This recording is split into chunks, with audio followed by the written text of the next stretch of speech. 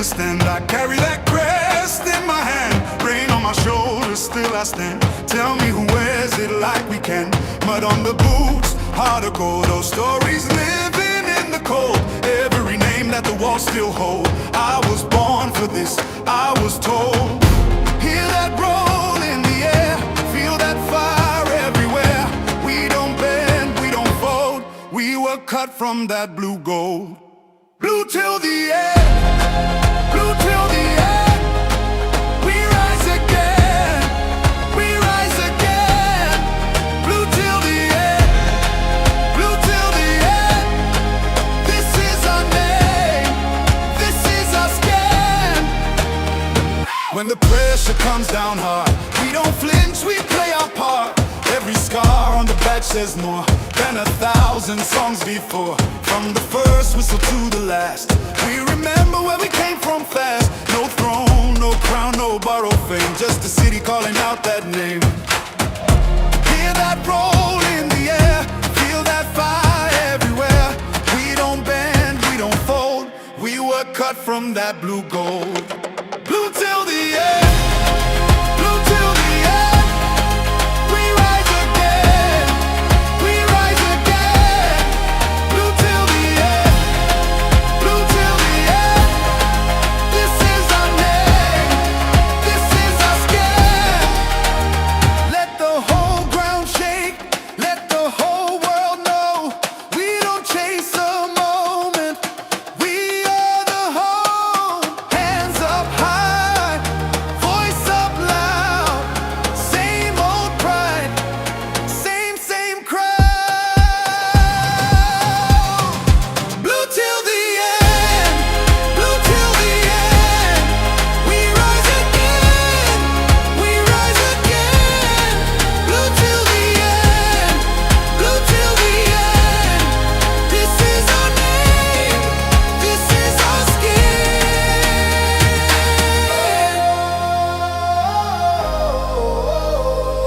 Yeah. Ooh. Blue till the end, blue till the end. Loyalty stays even through the storm.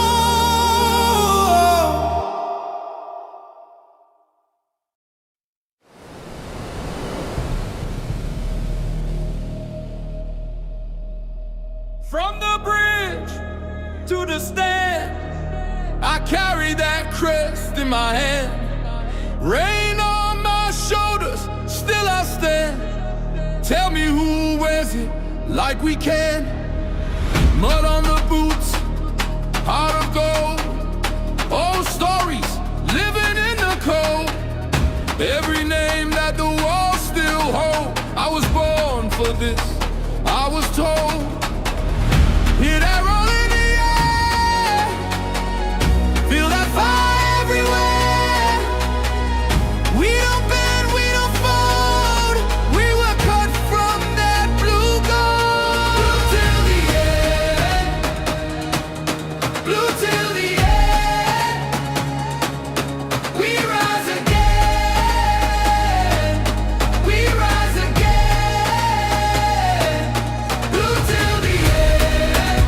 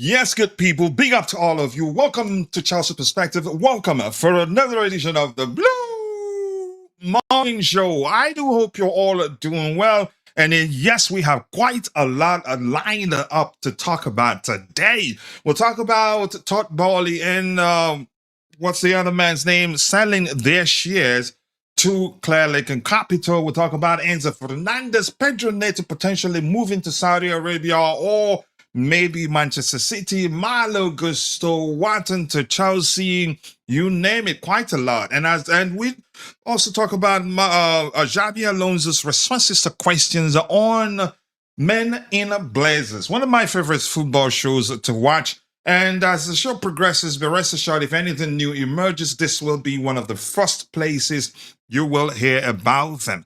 And hopefully, we have one or two more panelists join me so you can get diversified opinion and not listen to I alone waffle on the panel. So without wasting much of your time, follow me and let's get into it. And I'm going to say hello to those of you already in the chat because we keep it interactive here.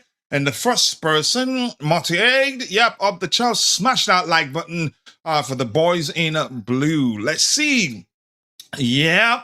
And Adams Hakim says, is that Alonso really to accept City deal for Enzo Fernández? If Alonso wants to keep him, he will. But the truth remains, if the player is bent on leaving and he's communicated that to Xabi Alonso, then he's definitely going to leave. Yeah, I don't think he will force him to leave. But I think City need to act, because at a certain point, if we're not too sure we're going to be able to get a replacement for him, then we could just say, yeah, fuck it, we're not selling him. But let's see what happens. They have to move and move quickly if they're really interested in him. And if we're open to selling him, we don't know. We're just saying we are happy to keep him. We're happy to reintegrate him. But nothing said, yeah, you know what, we're definitely not selling him. It's a difficult one. You read between the lines to understand we're open to selling him, but not necessarily just for the sake of it.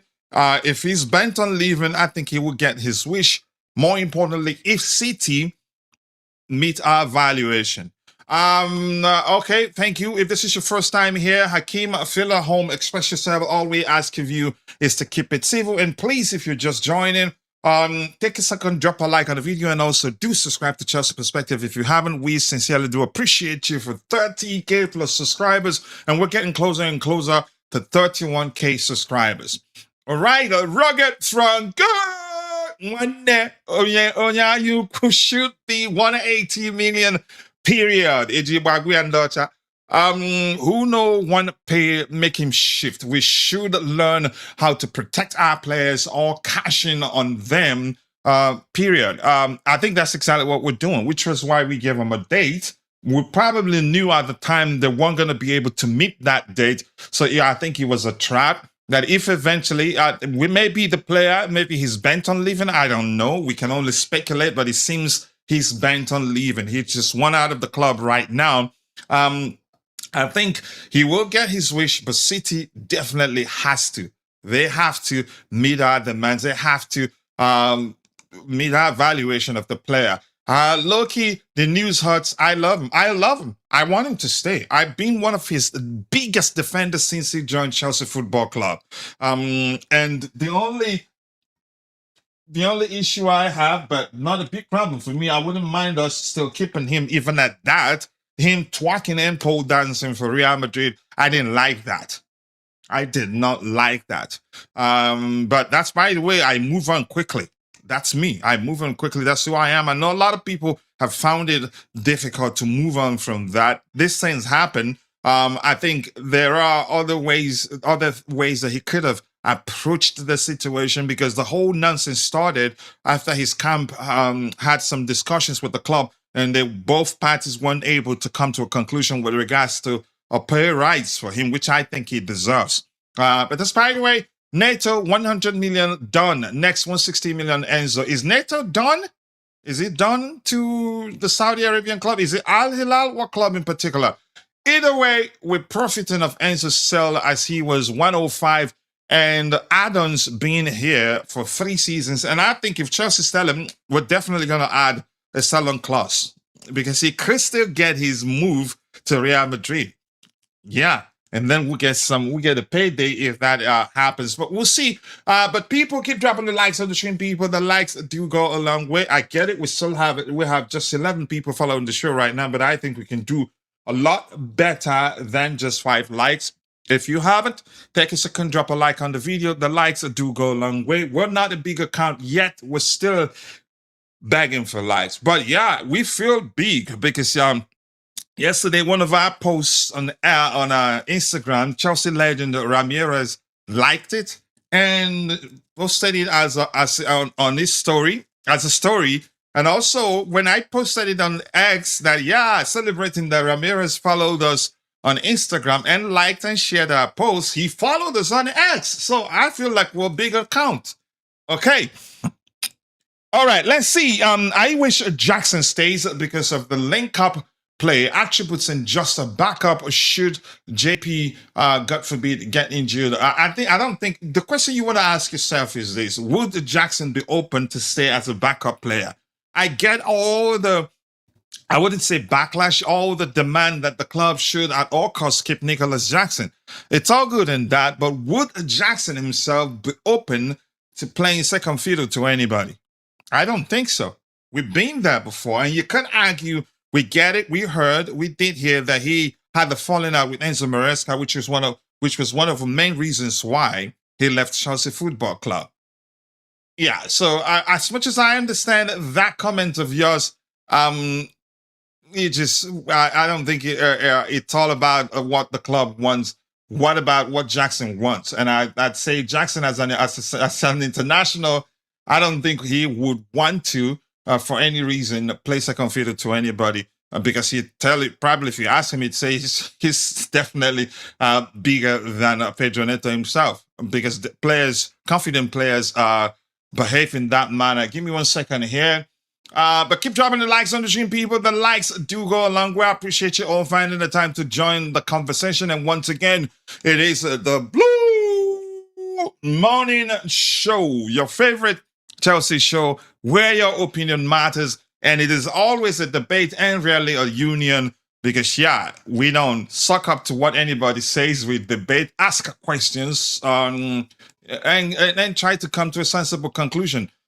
Give me a second here. Keep dropping the likes on the stream, people. The likes do go a long way, and I'm happy to let y'all all know that I have on the panel our senior panelist and Bobby joining us. But give me a second in a beat. Let's see. I want to do this. I want to add Bobby there, do this. And this comment I like, so let's highlight it. Is it showing? There you go. Rugged Frankie. But let's make it top fan. Yeah, it's a good one. I'm going to make it a top fan comment here because, I want Nicholas Jackson to stay, but I knew it wasn't going to be as simplified as I had in my thought. As simple as I had in my thought, in my opinion, because as an international, he wouldn't want to stay and bear the tag back up to anybody. But I think with Emery staying, I'm not concerned. Emery can get the job done, but the question is, Emery might actually end up not staying. It could end up being just João Pedro plus what's his name? Danny Welbeck, who's an excellent finisher. You could argue better finisher than nearly all our strikers, in my opinion. His record tells the story. So I have seen the Emery guy play, make him come bother us. The guy is good. He's good. He's not perfect, but there's a question mark. The reason I would have rather Jackson staying than Emery is the fact that Jackson already played in the Premier League. Just needs to improve and be efficient consistently in front of goal. That was the only thing he didn't do at Chelsea. And I even before he went on loan to Bayern, I was one of those preaching for him to stay. And had he stayed, I think we maybe would have done much better. But still, I'd have to, irrespective of where you start looking at this situation last season, if you're sensible enough, you'd still come to the conclusion that Enzo Maresca sabotaged our season. The only player I had to defend more and still believe in, apart from Misha and Enzo, is Jackson. I believe There's a monster inside there, no denying that. But the most important question, would he want to stay and be a backup to anybody? Dramarama. Ty, thank you so much for finding the time to join the conversation. I do hope you're doing well. I'm going to go back to the presentation window properly so we can start having the conversation immediately. It's going to be a long one today, and I'm happy my wife is at home. So once it's time to go get the boys, I think she can do that. Let me see what we have here. Okay, we go back to this window, and the first item we have here says Ballon and Wharton open to Chelsea, selling Chelsea stakes. And here's the thing, a lot of Chelsea fans read this and already losing their SHIT. This is nothing new. This is not the first time I'm seeing that he could be open to selling his stakes. It's nothing new. It's just that you could argue we've had 2 days of calm, or maybe a few days of calm, without anything you could say controversial or maybe concerning. This is nothing concerning to me. I'd rather we have a single owner than multiple owners, which usually leads to difficulty in the parties involved in decision making, deciding quickly on what to do in any given situation. Listen, this is nothing new. This is nothing new. We've heard that last year, the year before, that he could be open to selling his shares. And a lot of people are twisting it to certain nonsensical angles, in my opinion, like mentioning how he thought Ballon would want us to move to, is it pronounced Earls Court? While Iqbali wants us to stay and expand and build and build within that Stamford Bridge vicinity with a little bit of expansion because we bought a piece of land close to it. And those also, they've forgotten how difficult it is to actually leave Stamford Bridge. Roman couldn't do it. The most loved owner we've ever had couldn't convince the pitch owners to let him move to Earls Court. And you think it would be taught Ballon. So for me, I don't know why people are actually referencing that. I think it was Chelsea. What's that guy named? That bro I love so much. Something about accountability. Saying Todd Ballon wants to build a top-notch something state-of-the-art stadium, whereas Iqbali wants us to stay. But not mentioning the part where the difficulty of us actually leaving the current vicinity to go build at Earls Court, which is not easy. But that's by the way. I'll read it and I'll bring on Bobby to hear his opinion on that. And this is from Jacob Atole. Jacob, thank you for joining the conversation. I do hope you're doing well. I think the Bayern Munich season humbled him, being a second fiddle to Harry, and might actually be willing to fight since we will most likely play 3-4-3 since he can play in the 10 or 9. Here's something. I'm going to say something I already said about Nicholas Jackson's situation. I said I think he wasn't itching to leave, and that, in my opinion, down to the fact that one too many clubs interested. But now that clubs interested, and he will... again, if he joins Tottenham, he'd be their number one. If he goes Atletico Madrid, who do they have right now? I think probably he'd be one of their, maybe they're starting number 9. And all the clubs that I've heard that are interested in Aston Villa, if he goes there, he'd be their starting number 9. So why wouldn't he want to leave? He will always tell you he's open to staying and fighting for his place. But that's, by the way, we will get to that comment a bit. Please do us a favor. Try to keep the topics aligned. As much as I like to interact with you, it can be exhausting switching between topics like this, okay? And once again, sorry that we're starting late. This is still the Blue Morning Show. We started late because, yeah, I had to mow the lawn. I had a little bit of opportunity to do it before the heat warning that we got in where I live. All right, this says Ballon and Wharton open to selling Chelsea stake. According to Matt Law, Todd Ballon and Mark Wharton are open to selling their stakes in Chelsea to Clearlake Capital. This potential deal would value the club at over £5 billion. But that's, by the way, Bobby, for me, this is nothing new. But again, we have such a toxic community that every little thing like this, people will blow it out of context, in my opinion. Nothing new here, and I'd rather we have a single owner than multiple owners, which usually makes decision making a lot more difficult. But let's hear you, Bobby. Yeah, big up, coach. Big up, my bro. Big up. Yeah, I mean, since it's just us, I really wanted to talk about the players, but in line with what you're saying, I Mm, think it's important to say this. We do have a huge toxic beta male following, and they behave like schoolgirls. They bitch, they try and backstab, and they attack because they like toxicity. That's what they want in Chelsea. They look for toxic things. And they're encouraged by some of these big accounts and big journalists who are looking for toxicity to get their clicks and get attention. I have had, as I DM'd you, somebody attack me. We know this guy. He's a mm, fake accountant. He's out there always pretending he knows so much, always sniping at Chelsea. He can't debate if you don't agree with him. And he was Bluco out, Bluco out, Bluco out. And then thinking I'm one of these children that will follow him. He started attacking you. He started because he heard me say Bluco out. He thought, oh, I've got Bobby on board now. Let me now start getting him to attack Coachella, to attack Dante, to attack your platform. You see, that sort of divisiveness will not work, certainly with me, not on the basis of emotions. Why did he want your platform attacked? Because you wouldn't join him in his blue and the rest of the bandwagon in the Blueco Out Brigade. You were out to be open, you were out to be objective, and you were out to be balanced in your assessment of their performance. And even at one point, especially last season, you were also criticizing them, but not to the extremes these people were. This is toxic. This is highly toxic, as you've said. And I'm saying this because there are fans out there, especially the younger fans, that will be caught up with these people and they will get them to do things that probably isn't even in their nature.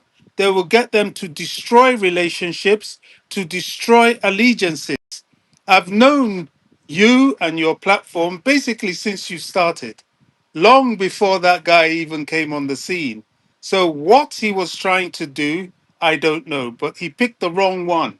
That's why he blocked me, because I came after him for that rubbish he was spewing out, thinking I was on his side until I really let him have it. But that aside, I had to say that on this platform. I hardly ever call. Appreciate that. We're not into brown nosing. We try to keep it objective here and say that it is, and not just for the sake of it. Just we don't run an echo chamber here. Everybody's opinion matter here. Yeah, I mean, it's too far. There's a lot Hmm. of this going on. The social media circles is quite nasty. It's crazy. Disappointingly, there are some people attacking those people they don't like that create content and so on, and not just attacking them critically, but attacking them in a horrible way to try and get them deplatformed and nasty things like that. I mean, for me, it's unacceptable. And I'm just sounding out people that are watching this and watching other things. Don't get caught up in their own little spite and their own agendas. Well, Thank you, Bobby. having said that, um, yeah, I mean, the issue of Bowley wanting to sell his shares or whatever, irrelevant stuff. I think the operative word is sell. He might sell it to Jeff Bezos, like Liverpool sold some shares, FSG sold some shares to Bezos. It's nothing new. It's nothing to create anything out of. But these people will try and always create something out of nothing. Hmm. Omega, I was surprised that once one or two of these big journalists, they don't even know who he is. They don't mention him in their appraisals of the team and the things that are coming or the things they hope will happen. I'm sad because I was at the bridge on Saturday. I didn't see him. I wanted to run the rule over him, as I did with a lot of the players Probably there. not fully fit. Most likely not fully fit. Well, I would guess that, but me, like many others, I think you see this coming season, our squad planning is very, very, very important. We may need to sacrifice some money to make sure we have the right players. That that appraisal I was fortunately enough to do in flesh of the team was very interesting. We potentially, with the right calls, with the right players staying, we potentially this season have perhaps a very, very formidable squad that could challenge even Arsenal. What I saw was really interesting. And the guy that made that comment about Jackson being able to deputize for JP is very important. We must maintain strength in depth all season. I don't think it's a matter of whether he wants to stay and be is it second fiddle, and it doesn't matter. He will play.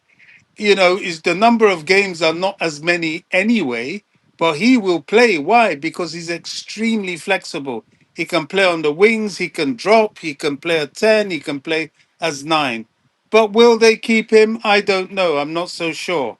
But what I saw of that team, especially in the second half, my goodness me, when Lavia came on, you see, Lavia is such a special player, but will he stay fit?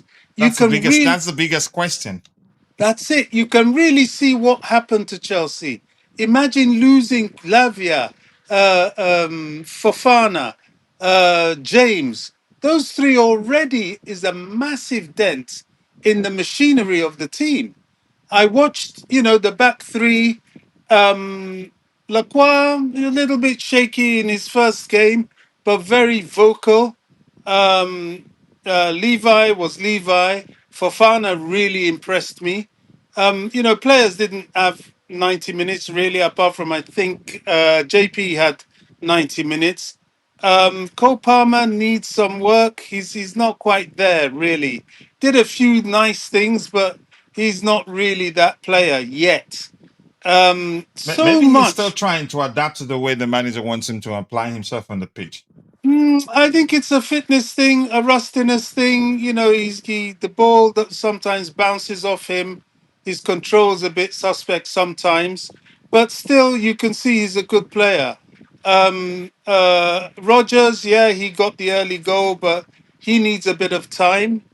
Um, um, what else? I mean, what did really impress me was I felt in the first half the midfield was seriously lacking.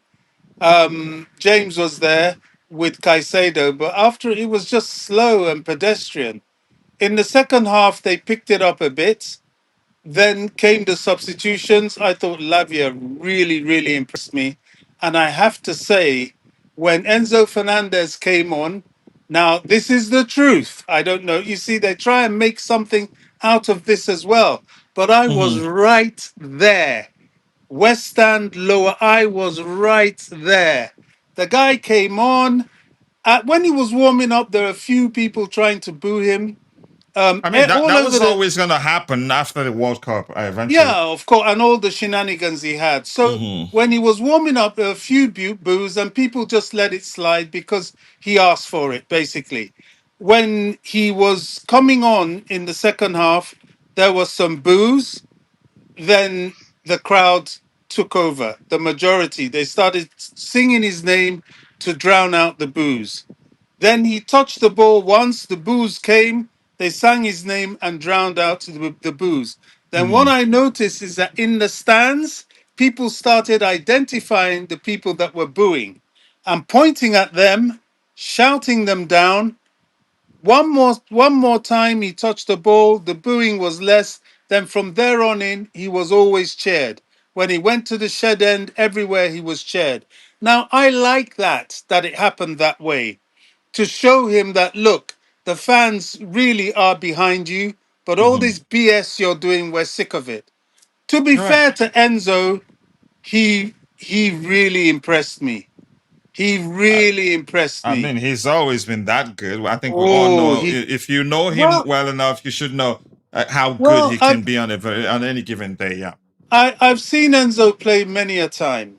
I have. He's more further up, and playing with the Maresca system, he's kind of being used more like an 8-stroke All right. 10. Mhm. But this time he played that deep lying playmaker, just what we needed. Enzo was spraying passes left, right, intercepting, doubling up. So when the wing backs go forward, that gap that I was talking about with you in the last stream, where if these guys go forward, the midfielders have to be able to plug the gaps. Enzo was plugging on the left, Caicedo when he was in on the right, and it was all very, very smooth. All right. JP dropping back. Palmer tried to drop back a bit, but as I've said, Palmer needs some time. He's rather lightweight. I don't know. I wasn't impressed with his dropping back and defending. As I said, he had some moments, but I want some more from him. All right. Rogers, a little bit. Well, you can excuse him. It was his first run out. Then I had my eye on your boy, your brother, Chavaria. Now, I'll give him the excuse that, look, it was his first time. He didn't really have much time on the pitch. And I think he had only had one training session. But what I didn't like was the ease with which he was being bulldozed off the ball by Real Sociedad players. This isn't Premier League players. So I'm thinking, mate, if you're going to survive the Premier League, that physicality, because you're not very big, you've got to sort it out because they're going to bulldoze you coming down that left and their right. So that's the only real kind of negative about him. But I say this, I'll be fair. That was his first run out. He needs time, quite clearly, but he didn't actually rip up trees. All right. I'll leave it up to you. Thank you. As you've said, that was just a cameo, a few minutes cameo. But let's see what happens. Let's catch up. Let's get people's opinion on what they have to say with regards to the news. Regurgitated, in my opinion, nothing new there. This has been like that again 2 years ago. And Crymatic, I like that name. Or Crymatic, is that one word or two words? Mushed up? I don't know. I think the Bayern Munich season humbled him. I think I've addressed that one right away. What do we have? Yeah, any update? Just sit back, relax, and pay attention. We will address all the items we have lined up. Plenty. We have plenty for you today. Even if you wanted Blue Coal out, aren't they not able to sell it till 2033? But according to some self-acclaimed experts of the contract they signed, they can actually sell. You can ask Unit Stocks Football and Bobby Fairview; they'll tell you they can actually sell. Or 2034, as well as it's been a year since this new news came out that Igbali and Bali might buy each other out, and the most likely will be Bali and the other minority shareholders selling. Yeah. But big up to you too, Vic, my bro. I appreciate you finding the time to join the conversation. I do hope you're doing well. I know you're definitely still at work right now. So he says selling directly to ClearLake is by far the most practical, seamless, and likely pathway for all parties involved. An outside minority buyer wouldn't get any say for their billions. And I think the changes, in my opinion, we've made a lot of, you can say we're taking corrective measures this transfer window, and I hope that continues. And I'd rather we have a single owner than have multiple owners, which usually complicates decision making. And let's see. There you said it, nothing new, Coachella. Yeah, nothing new. Mark Walter is facing a sex sanction. That's maybe that part new and needs immediate cash. So he will rather to ClearLake now. So I agree. That makes sense. Yeah. I agree with that. So we'll move on to the next item we have lined up. Keep dropping the likes on the stream. The likes do go a long way. 15 likes I think we should be doing a lot better than that. And yes, we still do beg for likes because we're still a smaller content. Like I said, I feel like we're big because Ramirez, Chelsea legend, liked our post on Instagram, shared it, and when I made a post on X about it, he followed us on X too because he started following us on Instagram. So yeah, I feel like we're big, and we're big. But let's go to the next item we have lined up here. All right, Benoit Badiashile. Benoit Badiashile's move to Napoli finalized. According to Damasio, Badiashile's move to Napoli is a done deal. Napoli and Chelsea have just finalized the final details for the defender's arrival. The player is expected to depart for Italy tomorrow. And here's the thing. I hope they end up signing him on a permanent. But with Italian clubs, you never know. It's their thing. It's become a pattern that even any Chelsea fans, if you speak with any Chelsea fan, they tell you they're not too sure if they end up signing him on a permanent. He has to perform extremely well at the highest level before they decide, you know what, let's sign him on a permanent. Except if it is with an obligation. Even when you have an obligation for a permanent purchase, Italian clubs seem to me they're capable of finding a way to make them not to meet the requirements needed for it to be a permanent purchase.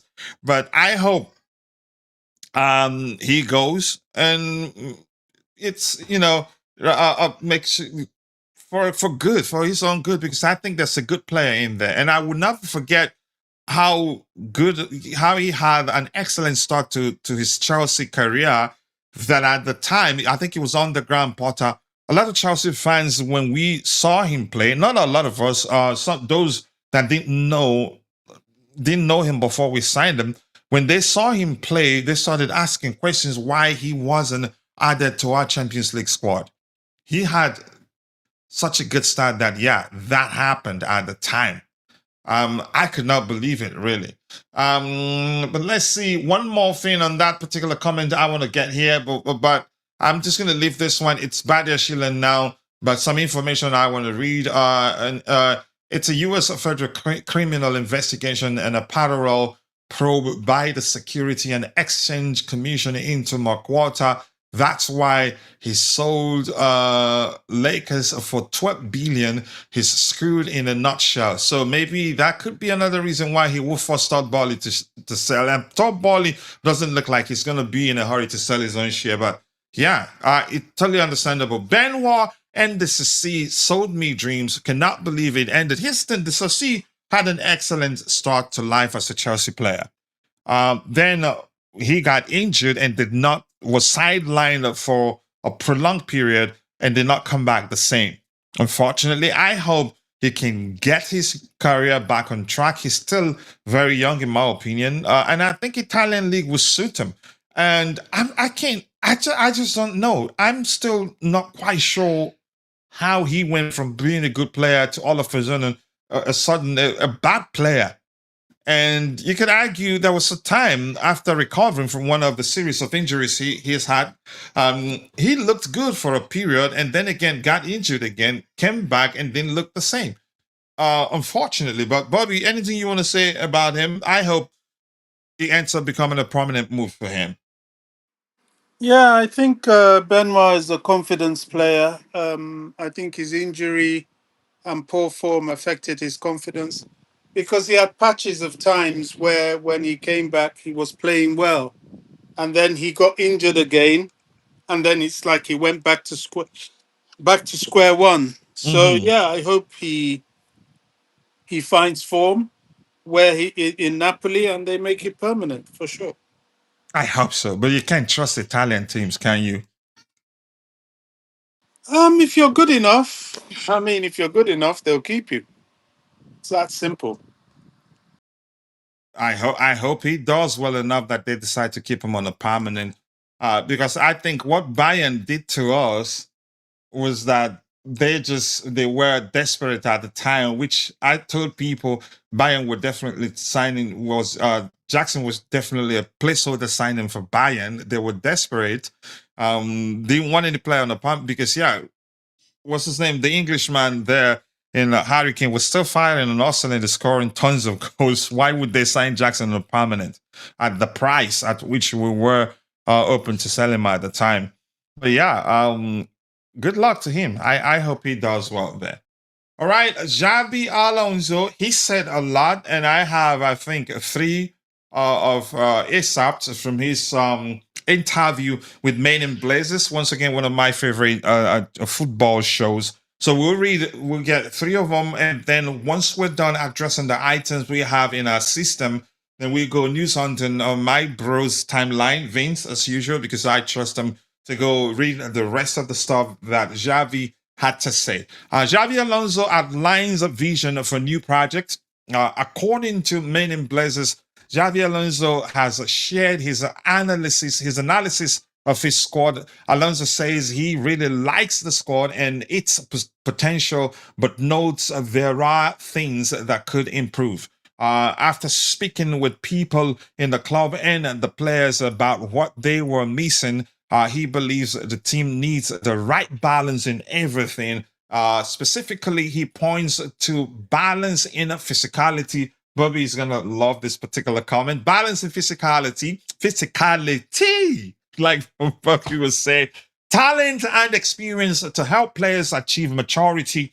Also states that while nothing is perfect, the logical approach taken so far means they have reached a good starting point for this new project. I think he doesn't mince words, Bobby. He says it as it is. He agrees that, yeah, we've taken steps in the right direction, but still not quite where we plan to be. But the final aspect says that the logical approach taken so far means they have reached a good good starting point for this new project.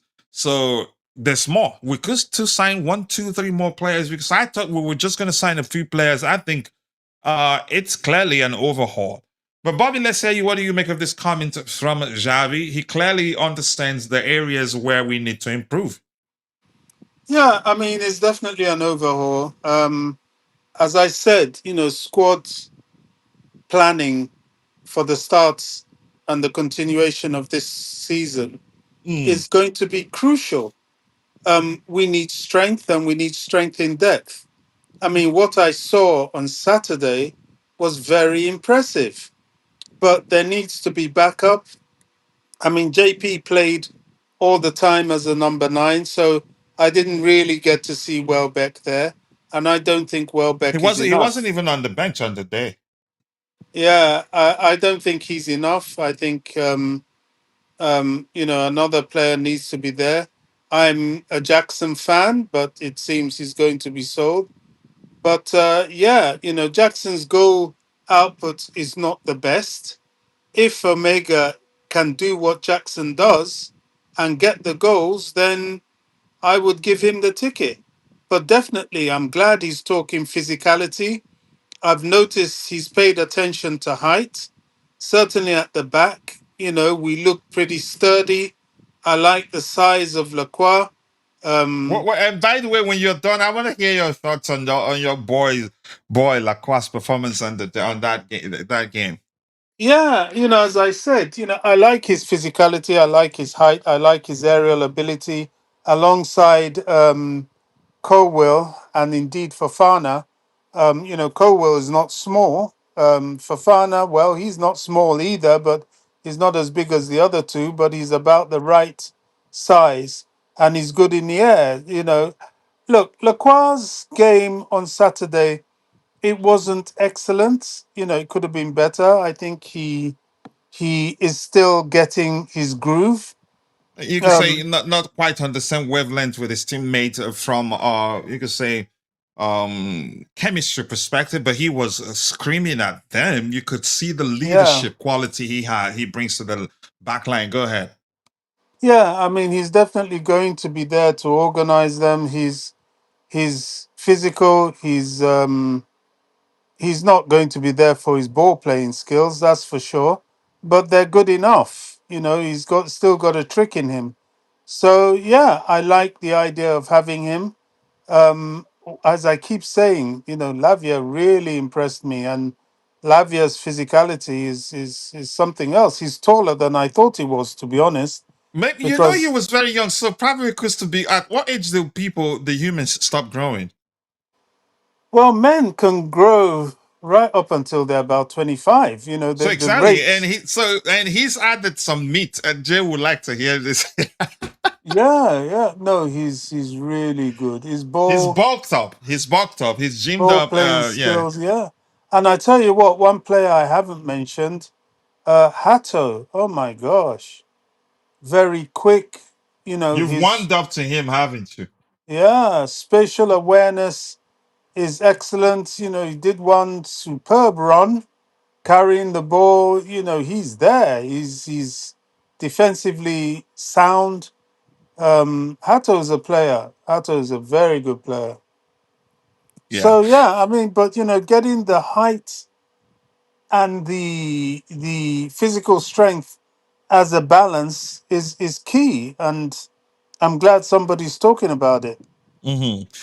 More importantly, the manager is that somebody, so that makes sense. Which reflects the fact that he understands areas where we need to improve. And Yeah, like you say, yeah, absolutely. there I are. He looked at has. Enzo Go ahead. closely, and I've seen him several times, but this time I also appreciated how physically sturdy he is as well. Enzo's a good player, and he's a fit player, and that's the concern I have with, 120 plus. Yeah, it's good money, but money doesn't buy you everything. It Sometimes, doesn't, but we. It's important that we also mention that if he's bent on leaving, that changes everything.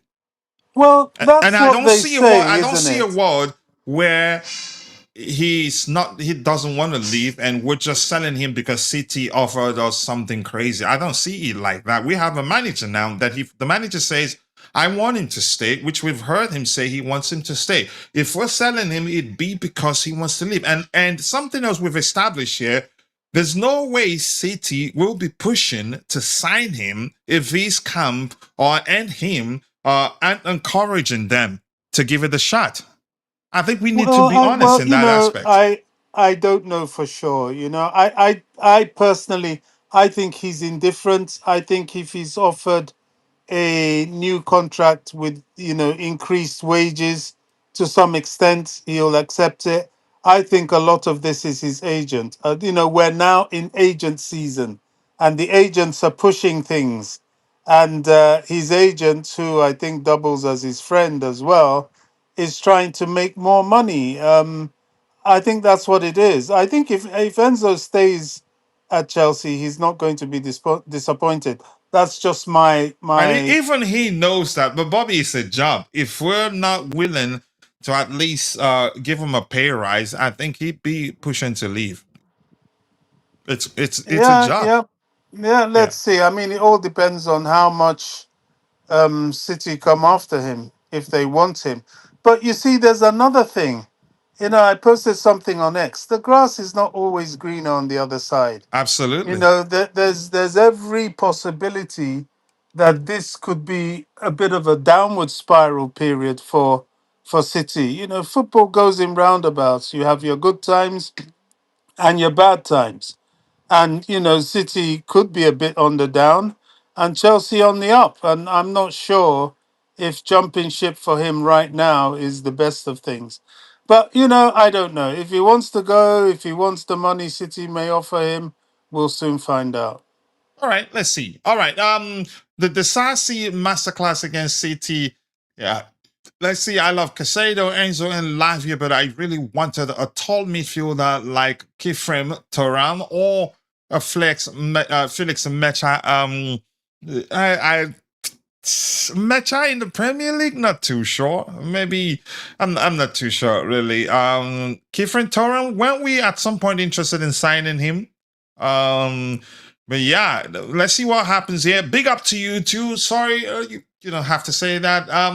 I can't wait for Badiashile to leave Chelsea and enjoy his loan spell at Napoli and developing it into one of the best CBs in Serie A. He has the potential.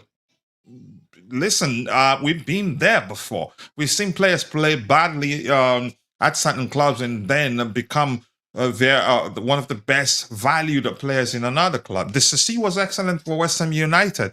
Had it not been the fact that they got relegated, he'd be a West Ham player by now, because that was the plan. If they survive a relegation, they'd sign him on a permanent.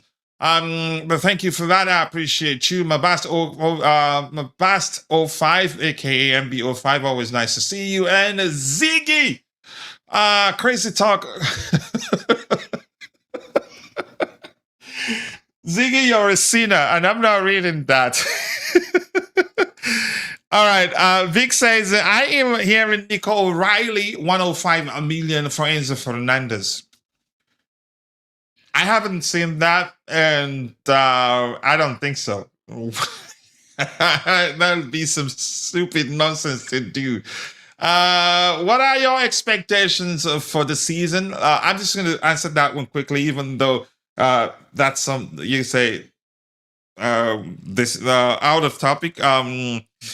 I'd say finishing the top four. I'm just going to stick with that. We could actually end up finishing second or third, but according to, is it Sky Sports or who, they think we're going to finish third. But you never know. I'm just going to leave it at that at this moment. I think he can actually do better than finishing in the top four. He will never get a new deal that matches what City will offer him. But at least if you offer me something, that could lead to him saying, you know what, let me just play the current season here. Caicedo, I'm quite sure there were clubs interested before he signed a new deal at Chelsea. But you can say Enzo Fernandez's situation is different. What, Bobby? All right, let's see. Rugged Frankie says that the improvement on most players this preseason is scary. I saw Gittins, Lavia, Hato, Levi this preseason will be Nzamu. All right, for CFC, I think it's going to be a good season, and we're still not done signing players. Is Kimso here? Okay, you just mentioning him. Honorable mention, but he should tell us. To be honest, Gittins at best is a squad player. We'll see. I'm not impressed. We will see, Bobby. I think he had a good preseason, in my opinion. All right, the second thing Alonso talked about here, hopefully I see something interesting for Bobby.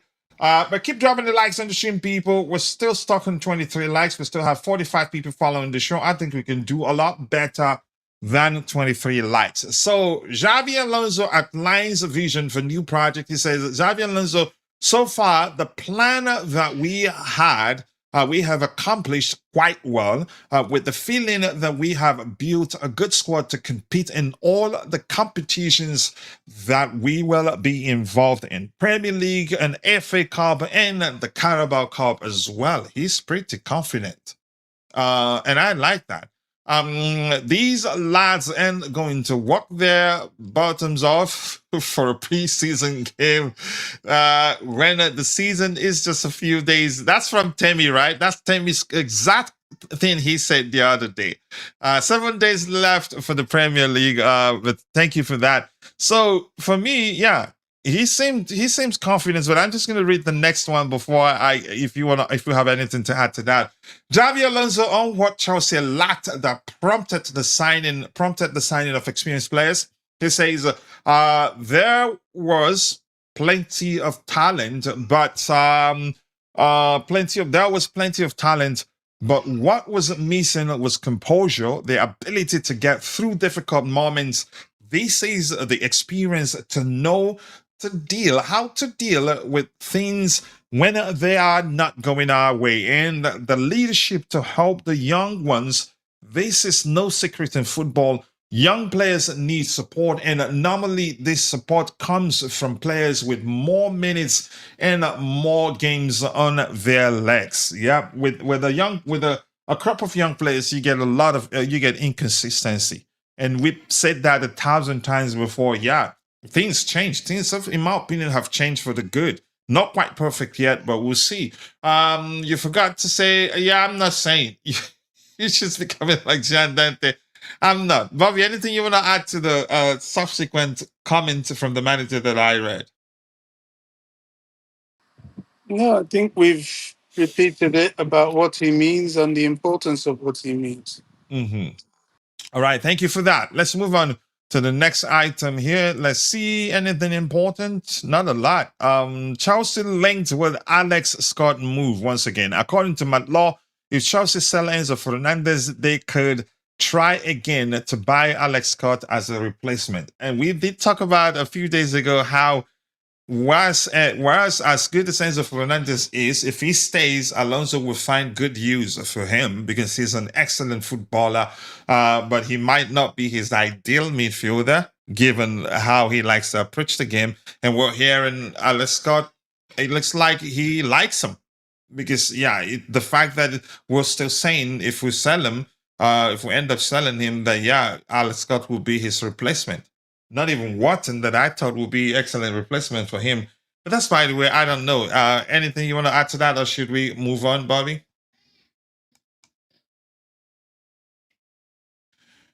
All right, Mabast, I do know you're joking. I just can't read everything you have there. The way you say let's go, come, and you started clapping, that got me. Okay, all right, thank you for that. Let's see, anything else here?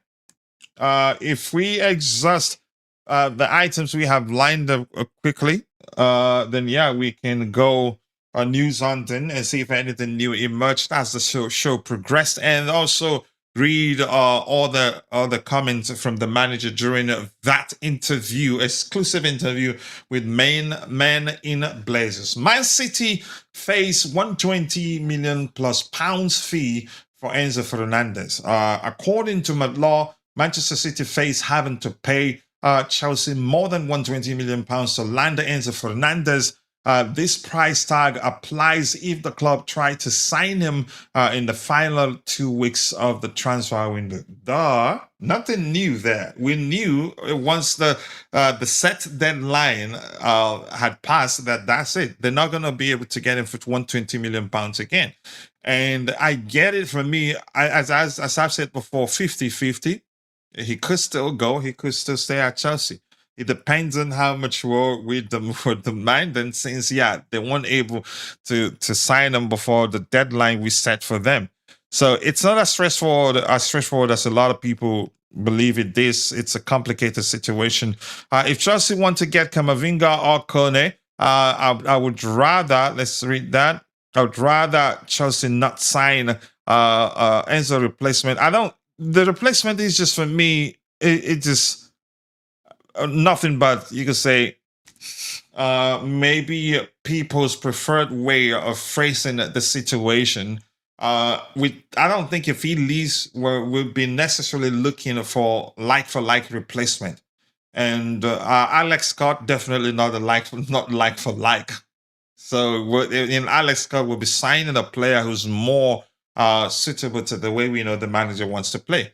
All right, let's see. But Enzo unmatched in terms of his vision, in terms of his passing range, in terms of his footballing intelligence. I don't think Scott can match that. If Chelsea cannot get Camavinga or Kone, I would rather Chelsea not sign an Enzo Fernández replacement this window. Wharton and Scott are not good enough. Wow, Mr. Lama. All right, Bobby, anything else you want to say about Enzo Fernández before we move on to the next topic? No, nothing else. All right, thank you. So let's see. It's still something, we're not certain how that one ends, but we wait. Let's see. Anything else? Who is this with this comment? Chat, and that's from a brother. Who is this? Quicksilver. Hello, my brother Kuchila Shirna Govindarajan, my bro. I was like, who is this? Why are you guys all changing your DP names and confusing me? If I didn't pay attention now, I wouldn't know that was you. But let me celebrate your comment because I love you, my bro. So I highlighted top fan of the community. This is no joke. If Chelsea cannot get Camavinga or Kone, is that him from my bro? Is that it? Quicksilver? Okay, that's another one. I think I've addressed that one. Let me find my bro's comment in particular. There you go. This one here. Okay. From Quicksilver, he's a moderator too, a top fan. He says, hello, my brother Coachella. Sure not here. I know. I already know. Thank you, my bro. Always nice to see you. This saga is going out of hand. I am still reeling from what Maresca did to us. He sold us out, betrayed us, in my opinion, sabotaged that season. No man who cannot keep up his commitment is worth a penny. Enzo Fernández looks the same. I don't blame you for saying it that way, but the club is bigger than anybody, in my opinion. But that's by the way. But thank you for that delicious comment. I appreciate that, and I hope your absence simply means that you've been busy with work. If that's the case, happy for you, and that's because bills don't pay themselves. All right, I'm going to switch to the main presentation window also. We continue addressing the items we have lined up here. Give me a second. Next one there. It's still behind, so I need to fix something there. Let me go presentation. I need to go back to the main presentation window. All right, what do we have here? Is that the next one? Go back to this one. Did I read? We have 3 items for Fabrizio Romano. Where is it? From the manager, the third one, detail tab. What did it say? Xabi Alonso on what Chelsea lacked. I think we've addressed that one too. We've also addressed Matt Law, if Chelsea sell Enzo Fernández. I think that's actually where we are. And the next one, Enzo Fernández. Is that the next one? Okay, that one too. All right. Chelsea seek close to 100 million pounds for Pedro Neto. According to Kieran Gill, DM, Chelsea are seeking close to 100 million pounds to permanently sell Pedro Neto. We're hearing a Saudi club is it Al Hilal?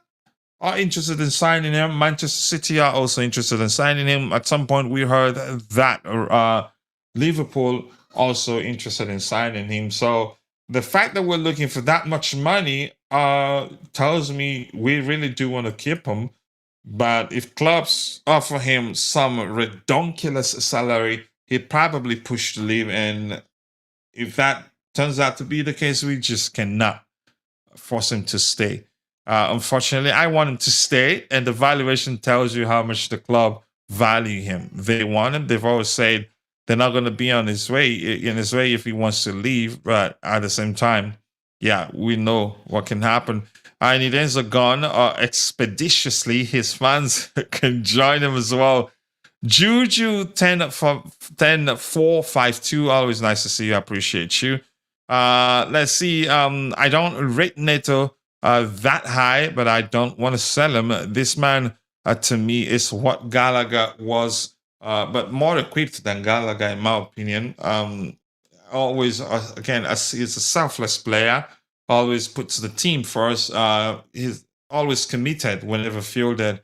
But it is what it is. If he wants to leave, I don't think we can change that. And I think that'd be because, yeah, he has a better offer on the table in terms of his salary.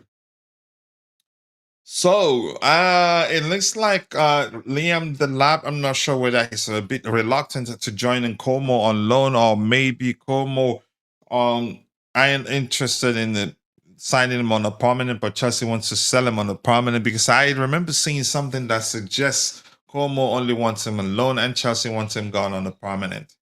So, but this says Nottingham Forest join a race for Chelsea striker Liam Delap. According to TalkSport, Nottingham Forest have joined the race for Chelsea striker Liam Delap. They are reportedly competing with Newcastle United and Everton for his signature. In this case, there aren't too many. There are plenty of clubs interested in signing him because he's got the potential.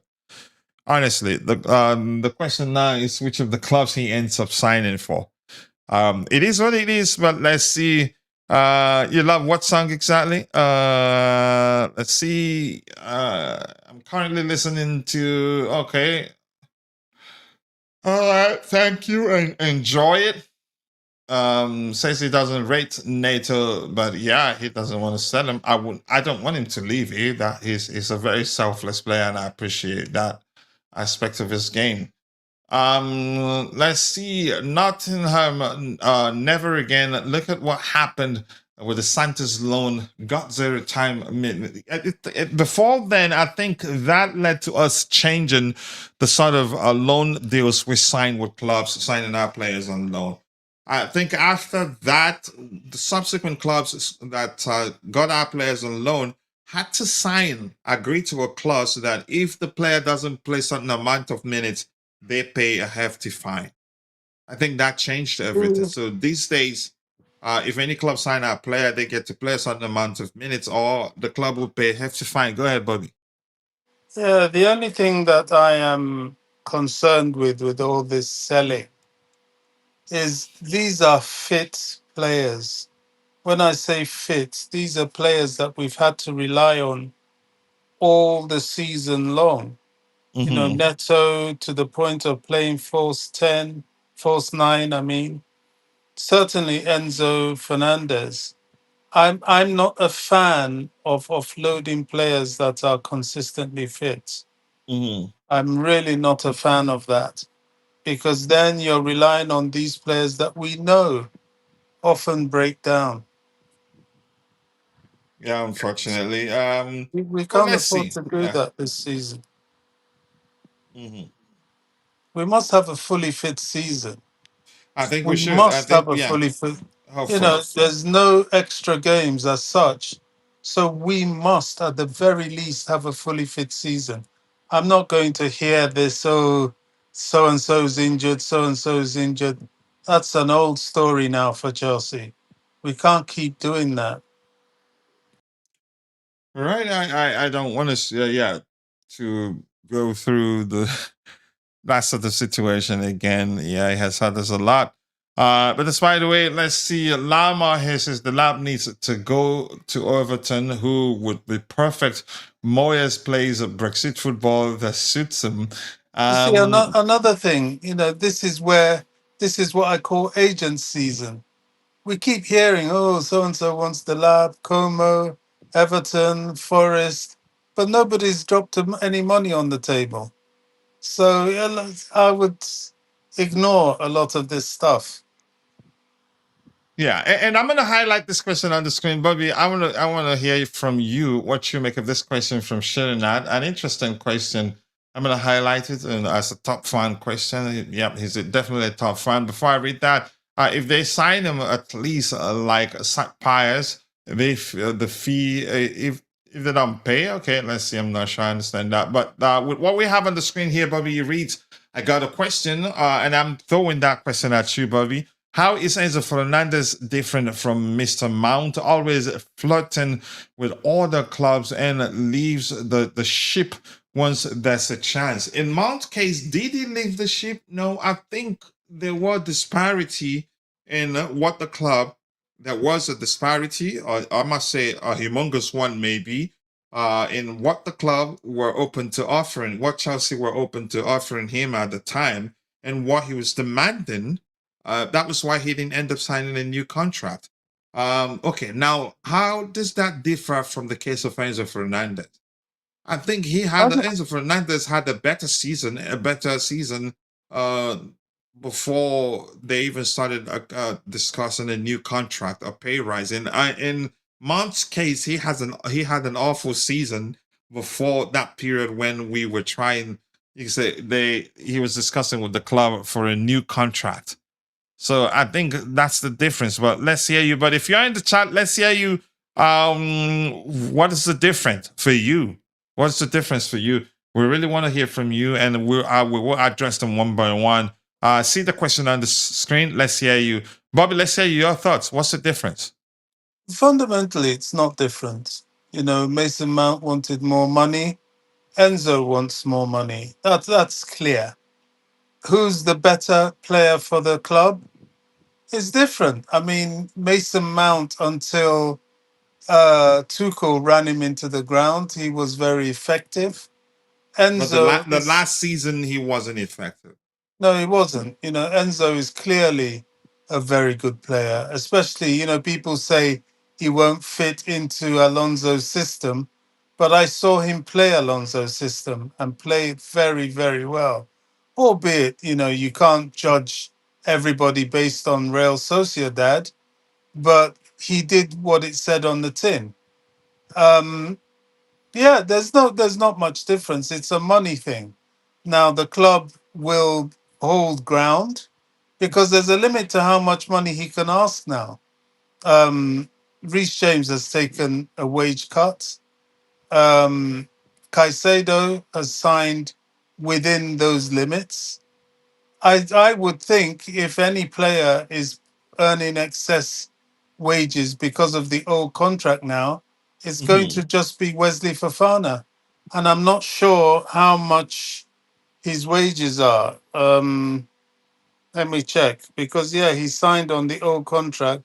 Yeah, his wages are high, but I don't think it's so high as to preclude him from this wage system. And it can't be because the Premier League now is operating under a wage cap structure. So that's why you can't get Man City or anybody really, bringing in players willy nilly because it all has to balance within the books and the wage structure. Now, from what I can see here, there are some differences between. Look, yeah, Wesley's still on very high wages. I mean, Isn't he the top earner now? he is, yeah, he because he's on the old wages, so he is on about 200,000, yeah, which is a lot. Nobody else will be on that. They'll all be on at most 180. So the club won't give Enzo, anything like 250 or 300, which a club like Man City may want to do. In fact, I don't even think Man City, with the wage cap now in place, can They're be not going to do given. anything crazy. Yeah, they can't do that. They're already burdened with Haaland's 600K a week wages. They will be looking to reduce their wage bill rather than increase it. I mean, even Arsenal have stockpiled players. They have a lot of wages they need to get rid of. Hence, us being linked once again, or we're pushing to try and test them for Wanieri. Um, yeah, I mean, although he's not on big wages there, but they have a couple of high earners like Saka, Havertz, and so on. So I don't know. He will get more wages at Man City, but not that much more. That's why, look, my message to Enzo is be careful what you wish for. I don't know. Unless the club, that's why he's quiet, because unless the club is actually looking to push him out, which could also be a possibility. The club could be looking to make money and push him out, which would be very sad. But We if the don't manager know. really wants him, I don't think the club will counter that. I think No, we they, have. they Mhm. won't. But Xavi would have Xavi would have gotten wind of the shenanigans as well, and he would be tired of it. He would have seen what happened on Saturday. Although, to be fair, his teammates rallied round him.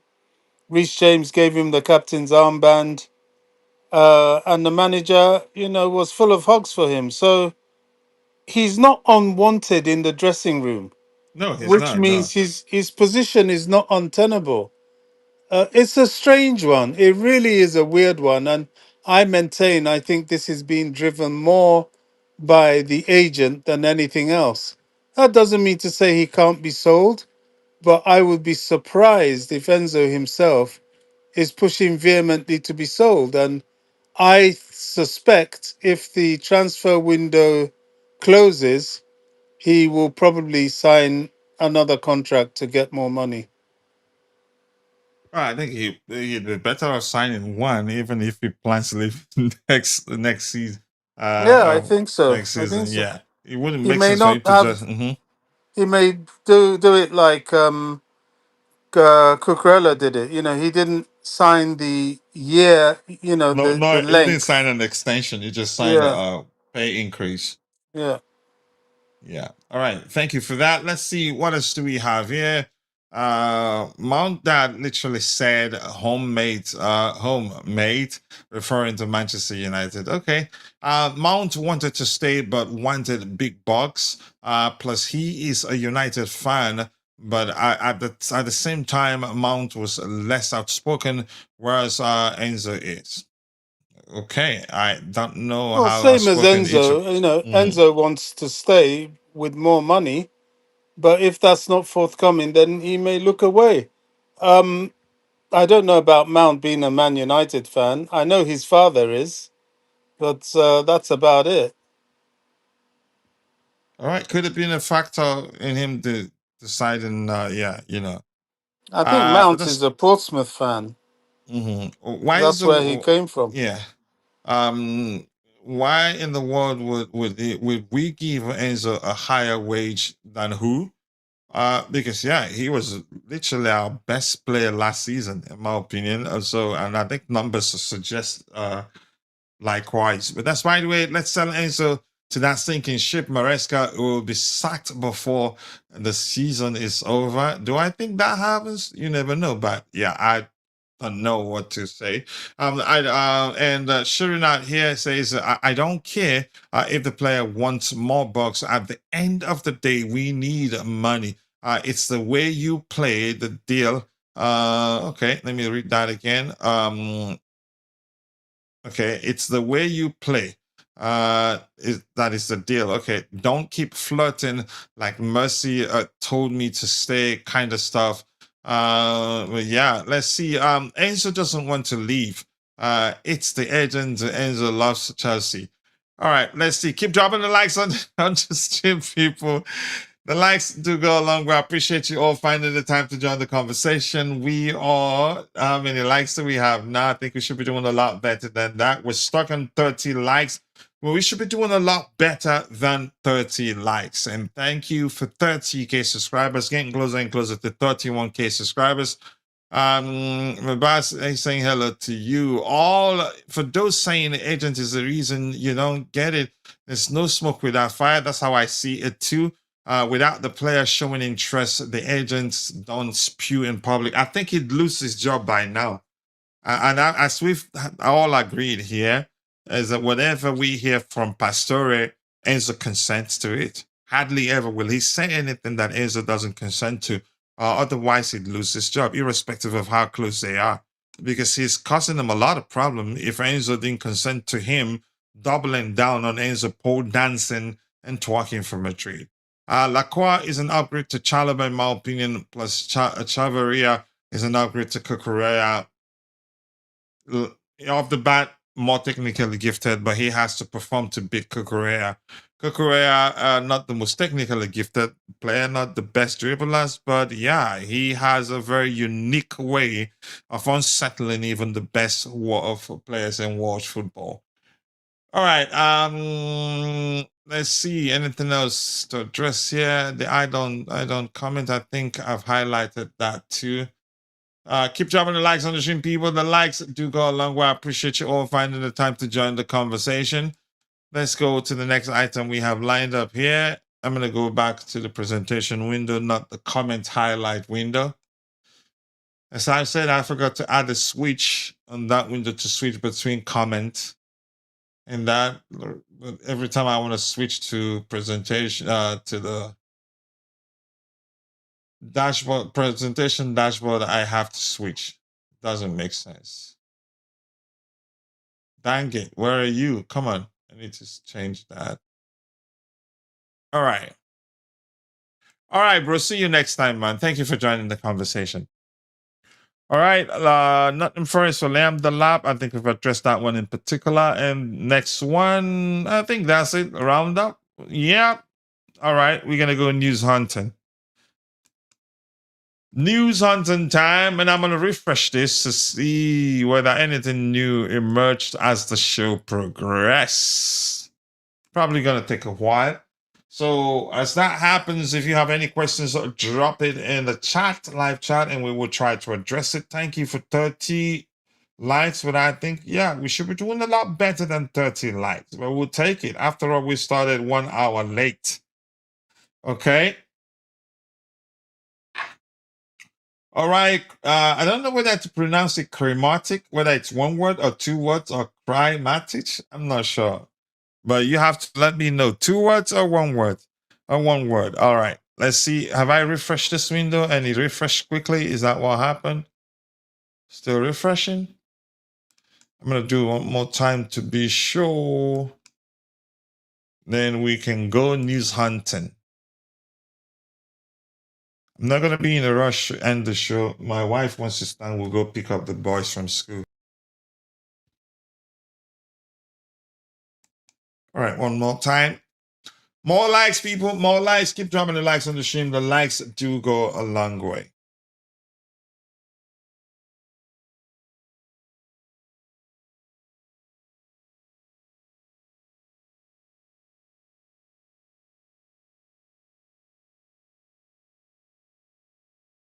All right, let's see.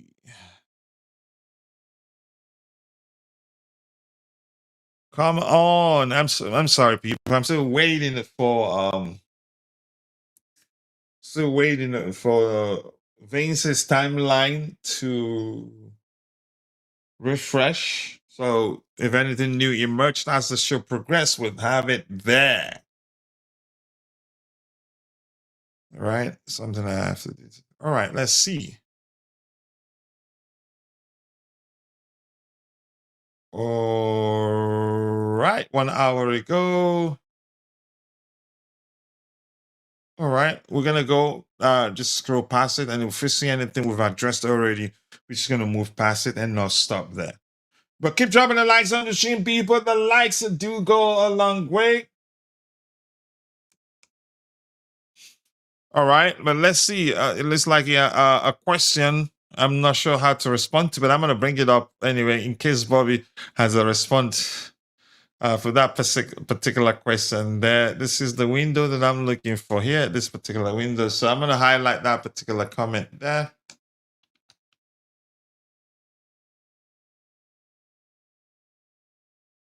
Let me see live chart. Give me a second.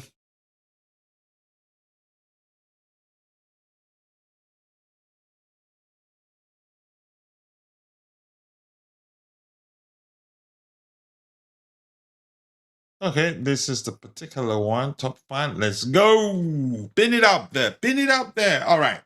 This reads, not sure if this is discussed. Short sponsor, not sure why we haven't nailed this. It's becoming more of an issue to our image than just looking for the right deal. I think we're not desperate. We've had multiple offers, opportunities to sign a deal with certain companies for a lesser fee, but we don't want to do that. I think by the time we get one, I think we'd look back and say, you know what, it was worth the wait.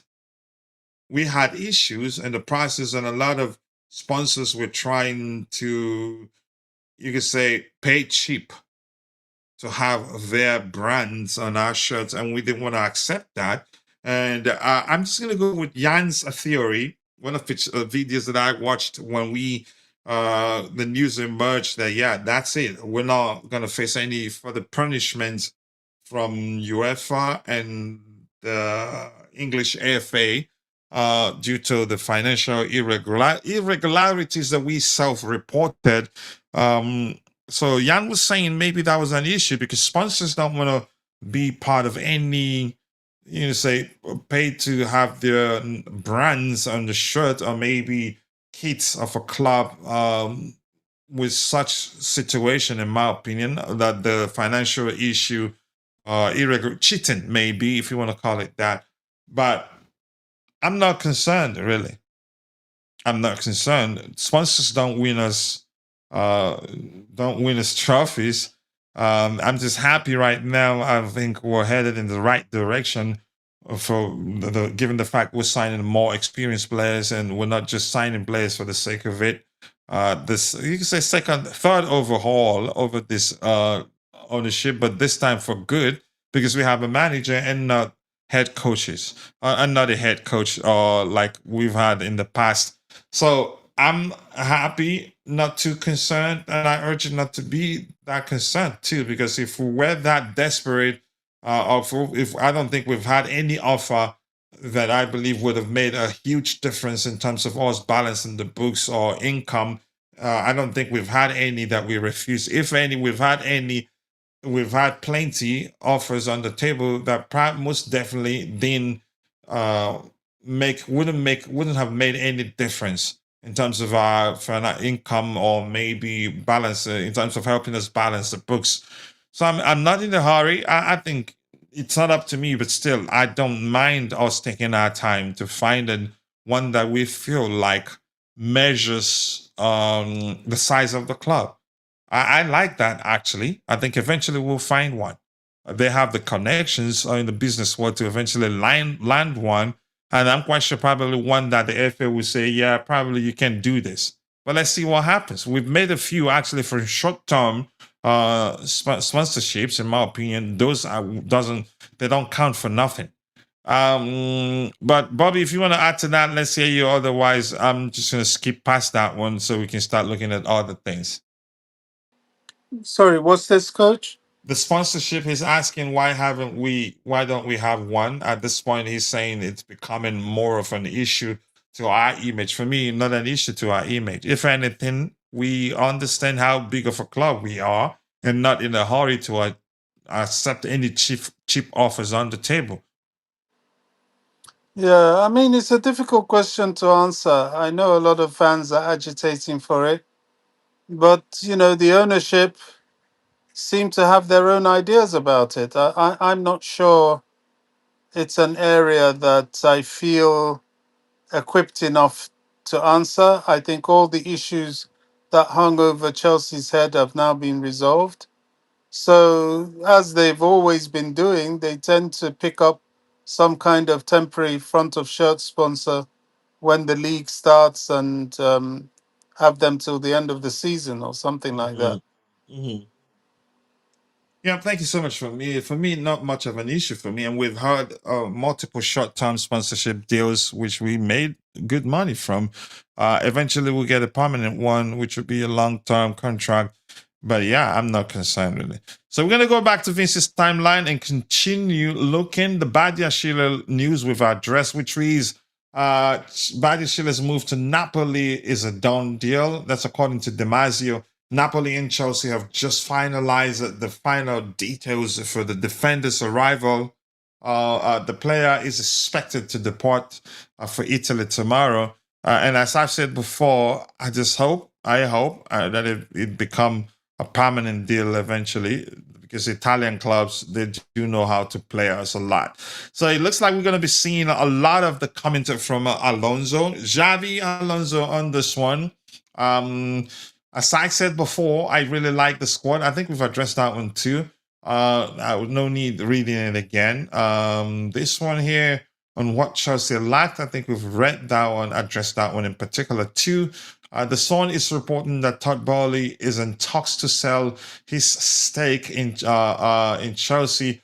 That's a massive news. I don't know if it is true, but it will include the link below. But I will include the link below if you want to check it out. For me, nothing new there. I've heard that before, and I'm not moved. If it ends up happening, then good. And for me, as I've said before, we're better having a single owner than having multiple owners, which makes it difficult for the club to make quick decisions and get things done.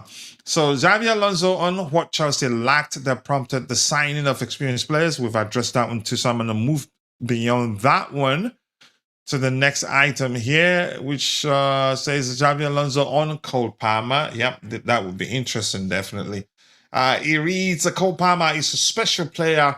If we want to have a great Chelsea, we need to have a great Cole, and for that we needed to build a strong structure, stable, to reach his to reach him in the right places in the right moments, and then he will make the difference. I think, as I've said before, I think it just seems as if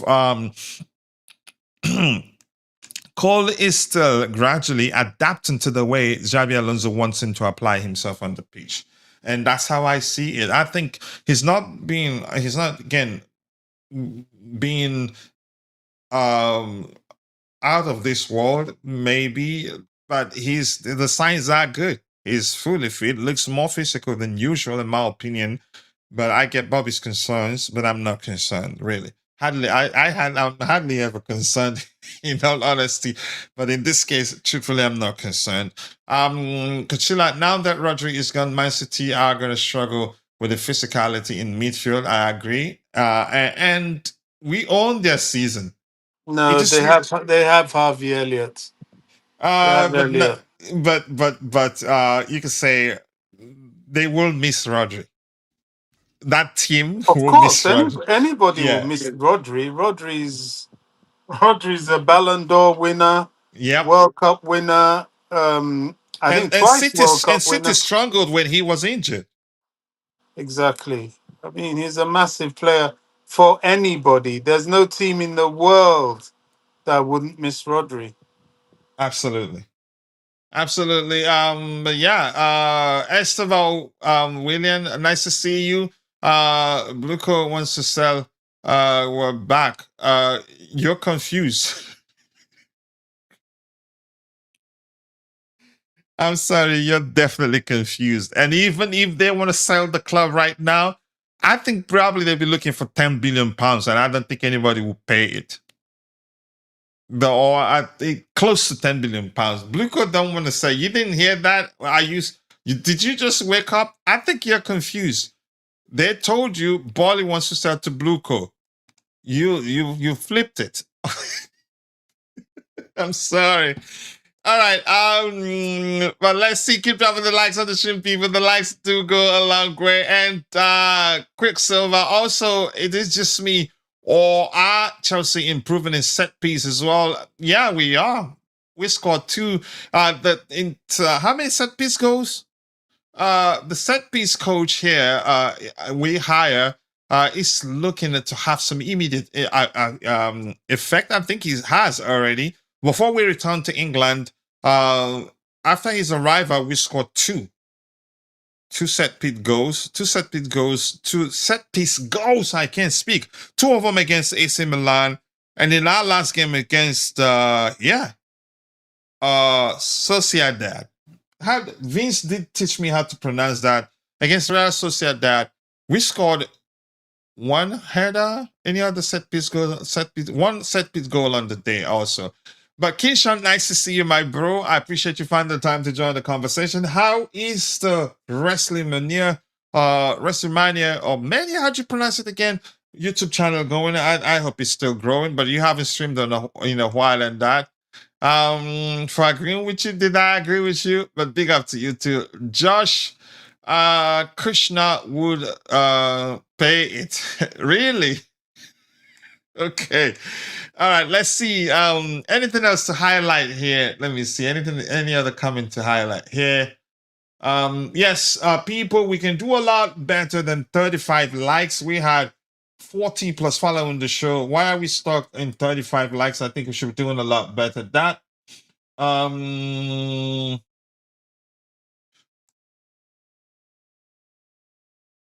okay, Yakon is saying we are about to lose a real talented midfielder, and the casual fan is moaning about the lack of ads on the club kit. You're the typical Chelsea fan. The kit thing not an issue for me. I would like Enzo to stay, but if Enzo is bent on leaving, we move on. We've been there before. And Yakon Big Up, always nice to see. And as I said lost in the hazard to Real Madrid and won the Champions League the following year.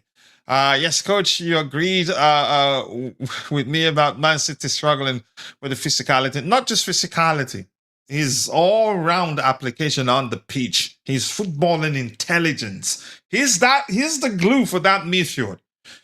Have you forgotten how they struggled when he how they struggled when he was injured? They couldn't actually win. They weren't able to win games convincingly at the time. Rodri is a special player, no denying that.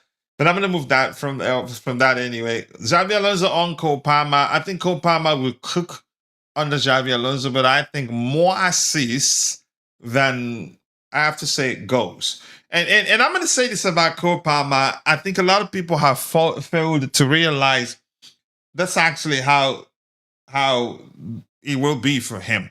People are expecting to see Cole Palmer replicate or show the sort of form he showed on the sort of form he showed on the what's his name?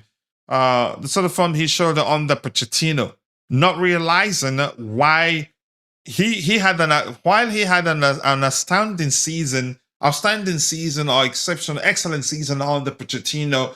It was, as you could say, as immense as it was, because at the time we weren't a unit. We're more of a unit than we, even with the many changes we've made right now. We are more of a unit than we were at the time. At the time, we were chaotic, and he was smart enough, and he's such an intelligent player that he was able to exploit those hero moments from that chaos we had, and the transitional play at the time also helped. And this following season, I told a lot of people, Palmer will still do well, but it'd be difficult for him to replicate the sort of form he showed on the Pochettino. And that's because we have more of a unit now than we had at the time.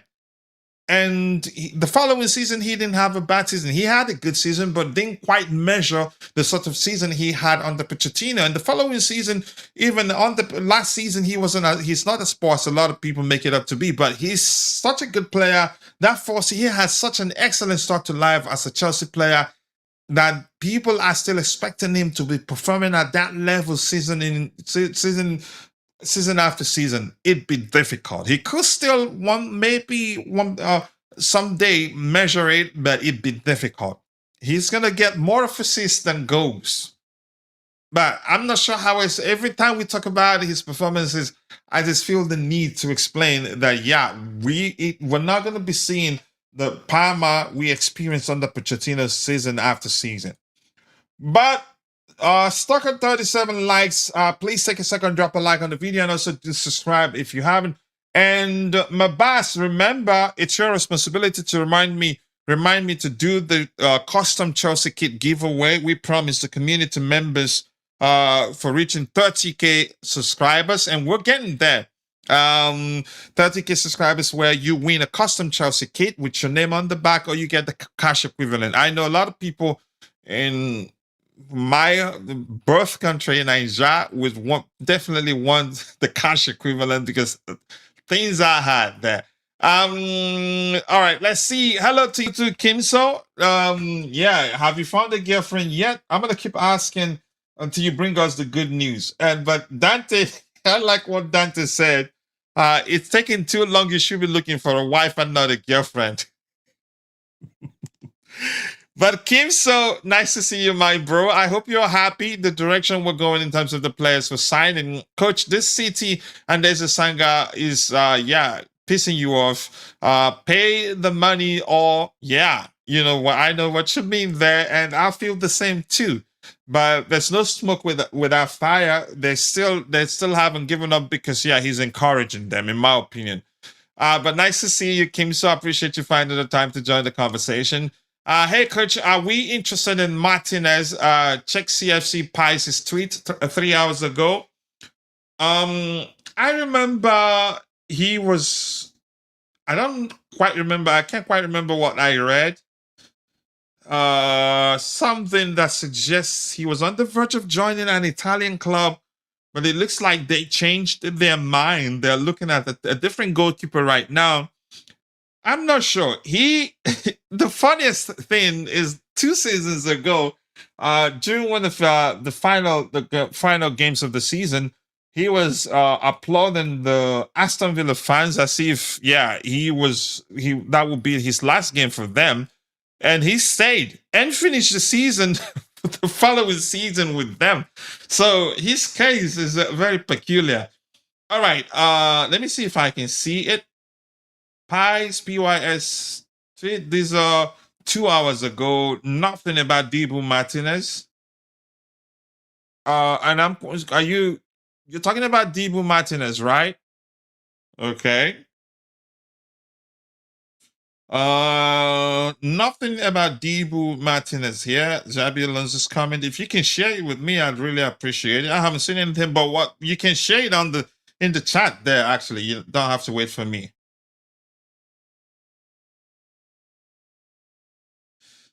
All right, I really would like Pedro Neto to stay, but yeah, let's see what happens. So I haven't seen that, bro. I've checked PYS's page, but nothing new. So Xavi Alonso says so far, and again, I'm gonna go find that video and watch it.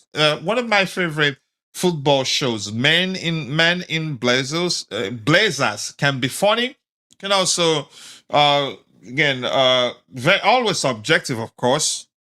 And the Liverpool fans, do I not know? Chelsea have no interest in Martinez, despite some speculations, and are happy with Sanchez and Neto. Yeah, so which means we're not interested in signing him. Unfortunately, I'm not sure. As good as he is, he doesn't have too many suitors. Because when you remember, as I've already talked about here, I think 24-25 season, during one of his last games of this season, he was applauding the fans and he was in tears actually.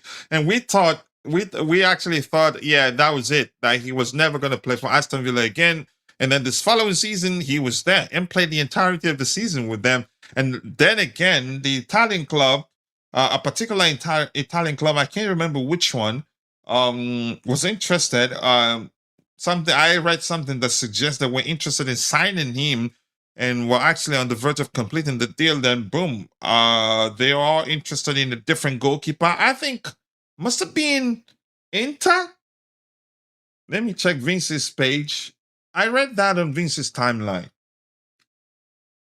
So I'm not sure. I like him. I wouldn't mind him at Chelsea, but yeah, we'll have two good goalkeepers in my opinion. Let me see if I can find that particular report here. Was it yesterday?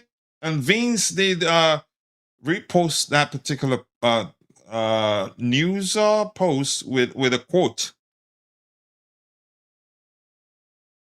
Dang it, I can't find it.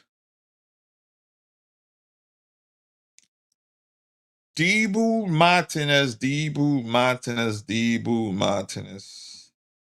Should I search the page? But yeah, let me just search Vince's timeline and see if I can find it. But it looks like the Italian club in question, they've switched their interest to a different player, which Vince maybe was in that particular opinion of his, was asking what's going on here. Martinez. Let me see if I can find it. All right. Okay. They no longer want Emiliano Martinez. So with a question mark. So this says negotiations underway between Juventus and Tottenham for Vicario. So that doesn't necessarily mean they don't want him anymore. And Emmanuel Petit is saying Emiliano Martinez will be an inspiration in the Chelsea dressing room. So he's suggesting we go for him. And I think even if we're interested in signing Martinez, I think Chelsea will still deny it. That's how we operate these days. Chelsea want us, that's according to Ask Martin, a different outlet, is saying Chelsea want to sign Aston Villa goalkeeper Emiliano Martinez, and the Argentine would prefer to stay in the Premier League. Enzo Maresca and Willy Caballero have given the go-ahead. This is an old one. Okay, this is an old one, not the new one. So I just read something old, therefore. But currently, we're saying we don't want him. All right, that's by the way. Let's see. No, we're not. Definitely, we're not. So Xavi Alonso says so far that the plan that we have accomplished quite well. Okay, which tells me he's happy. And he went on to say, with the feeling that we have built a good squad to compete in all the competitions that we will be involved in, the Premier League, the FA Cup, and the Carabao Cup. Nothing new there. I think we've addressed that particular one. Yeah, I've seen it, bro. I've seen it. No, we're not interested. No. I have a feeling City will pay 120 million for Enzo Fernandez. That's Kevin Murila before. I think a lot more. That's the problem.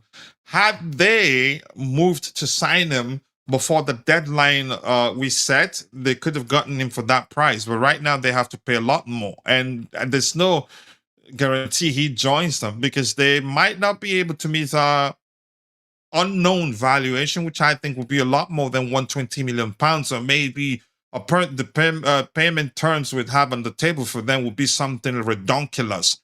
Because the truth remains, if we're gonna be looking for a replacement, I don't think we'll be happy to just let him go. I think probably would know getting a replacement for him right now would be even more difficult. Why aren't we targeting Bacola if we can sell NATO? Maybe cash plus Gusto for Bacola. Everything comes down to what the manager wants, and we should learn. And that's Kadum Ratri or Rathri. I'm not sure how to pronounce that correctly. Apologies if I butchered your last name. Because we got too many wingers to trim down, up to the manager. And y'all can say, correct me if I'm wrong, but you're saying for the old prolific Parma to return, there must be instability and chaos. Let's examine this excuse. That's no excuse. I explained what I think was the reason why he had such an exceptional season under Pochettino. I'm not saying he's not a good player. He's still a good player, but people are choosing. People just want him to. People believe he's capable of performing at that level season in, season out. No, we have more of a unit now. He still have an outstanding season, but would be very difficult to measure the sort of season he had under Pochettino, because at the time you could argue it was all about him. We were more like Co-Parma FC at the time. That's the point I'm trying to make. Parma is still a very good player. Last season, he wasn't as bad as a lot of people make it to be. The following season, he was still a game changer. He's still that player. He's still that player that's capable of pulling a rabbit out of the heart and helping you win a game. I'm not saying he's all of a sudden become a bad player like a lot of people believe he's become. Some were accusing Enzo Maresca of, you could say, Enzo Maresca's approach meant that, yeah, he's regressed. No, he's still that same player. But people are not paying attention to why it'd be difficult for him to measure the sort of performance we experience from him under Pochettino. That's the point I made. Go ahead, Bobby.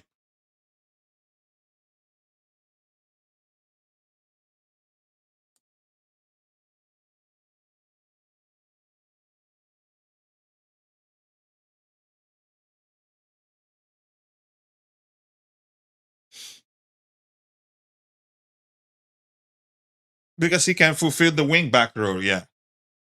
Mhm.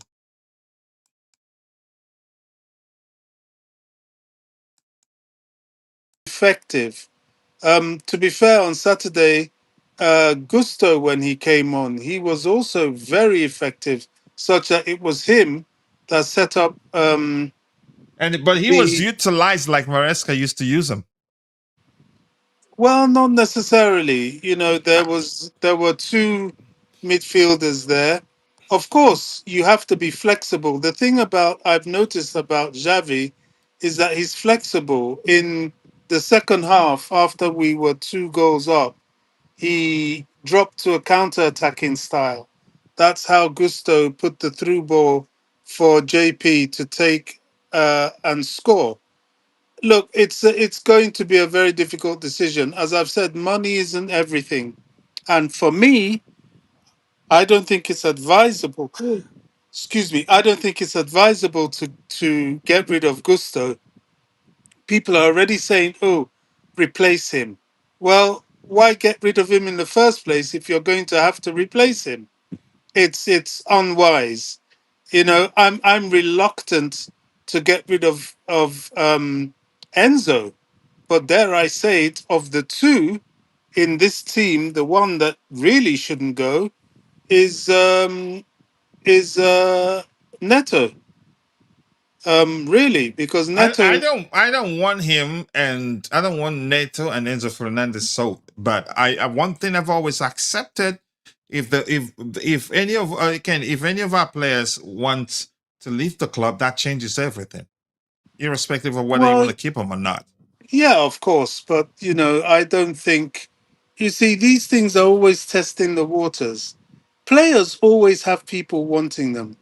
I've told you, how Arsenal came after John Terry. Man City heavily came after John Terry when their new owners came in and had more money than Roman. But Terry himself didn't want to leave. No, because the club made it Exactly. 100% clear Mhm. that he's the foundation of the club. If the club shows you love and appreciation, it's a very difficult club to lead. Chelsea is not just any old club. This is Chelsea Football Club. This is one of the best clubs in the world. I mean, And if they, that reflects on the fact that players coming in would tell you how they spoke with certain players and how they advised them to go to Chelsea, that you're going to have fun there. I think that reflects that fact that yeah, it's not a club that exactly. players want to leave for the sake of leaving it. Now, Al Hilal, okay, maybe if they give him ridiculous wages, he might be tempted.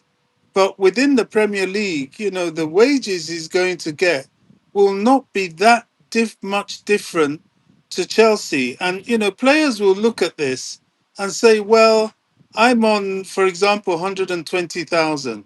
Hmm. What's the point in going somewhere for 180,000 because everywhere has to stick to the wage cap algorithm that the Premier League now operates, and I'm earning what 50,000 more. But in Britain, 50,000 more, you are paying more in tax. So you might find that after the tax man gets you, you're earning less than the person on 120,000. And besides, once you're in that kind of wage bracket, a couple of tens of thousands doesn't really mean much in terms of your lifestyle and what you can afford. It's and these are weekly incomes, so it's not that simple. It's not that cut and dry as to a player wanting to leave, and the magnitude of how much a club of the size of Chelsea wants you is a very huge determining factor. Plus, Hmm. Chelsea is not a club that's not going anywhere. I think upon their sins, the ownership have clearly shown that they are ready to shake it up, mix it up, reset, and move forward. So they've shown signs from their end of the bargain that they want to move in a positive direction. I'm not saying they can't be sold, but I'm just saying, one, we have to think about it. Two, these are not players that, to be fair to them, have indicated anything about wanting to leave. Enzo Fernandez, yeah, we are saying he's been twerking for Real Madrid and everything, but if you really look at it, it was his agent putting all that stuff out. I'm Now, still, one could say, Bobby. I still refuse. I still refuse to just dump the whole thing on his agent. Listen, the okay, agent works for Enzo Fernandez. And I'm still gonna say this again. I know you disagree, okay, but again, to some extent, the agent would also want deals that would mean he makes a lot of money. But the truth remains, he doesn't do anything without Enzo's consent. Otherwise, irrespective of how close they are, I think he will lose his job if he does otherwise. I don't see a world where Enzo Fernandez started the whole thing. He was the one that during an interview talked about the Madrid stuff, and then even after the backlash, doubled down. And then, in a way, his agent doubled down also by saying that he didn't at any time mention joining Real Madrid, but we're not. We understand. He could have said that. Maybe sorry, apologies for that. The fans read his comments the way they did, but he didn't mean it that way and all that. But the point I'm trying to make here, I digress anyway. He cannot say what Enzo Fernandez does not consent. He Well, acts, I yeah, hear you. whatever you've heard him say, he does that, or he did that with Enzo's consent. It's really, that's how I want to see it, and I'm not Well, willing to change that. I hear you, but I don't apportion that much intelligence to these players, especially in the early half of their 20s. I don't apportion intelligence to them at all. That's why you have people like Messi, his agent is his father. Haaland, his agent is his father, and so on. You know, so I think there's another player, the agent is the older brother. Josh Achipong's agent is his brother and his father. You know, you have different, more wise people who have your Go back ahead, Bobby. Just give me a few as seconds. Go ahead. agents. You know, I'm not sure. I don't have that much faith in the intelligence of Enzo Fernandez to be able to govern what his agent is doing. He's the kind of person that has an agent and then walks away and lets them manage whatever it is they're supposed to manage in terms of their transfers, in terms of their wages, and so on. So, as we keep saying, let's see what happens. But to say, oh, the agent won't do anything that Enzo doesn't know, I would say yes and no to that. He might know, but is he wise enough to know that it's not really working out in his interests? I have my doubts. All right, a few items here I want to look at. This here reads, if Lavia can stay fit, he starts ahead of Enzo and from a pivot with Caicedo. Wow. Oh, absolutely. Absolutely. If we can rely on Lavia, I wouldn't even be sweating on Enzo. I'll say, well, it's unfortunate, but we won't even need to bring in another midfielder. We can take our time. Wait until um, next summer. I think they're But different. Enzo has better doesn't passing matter. range.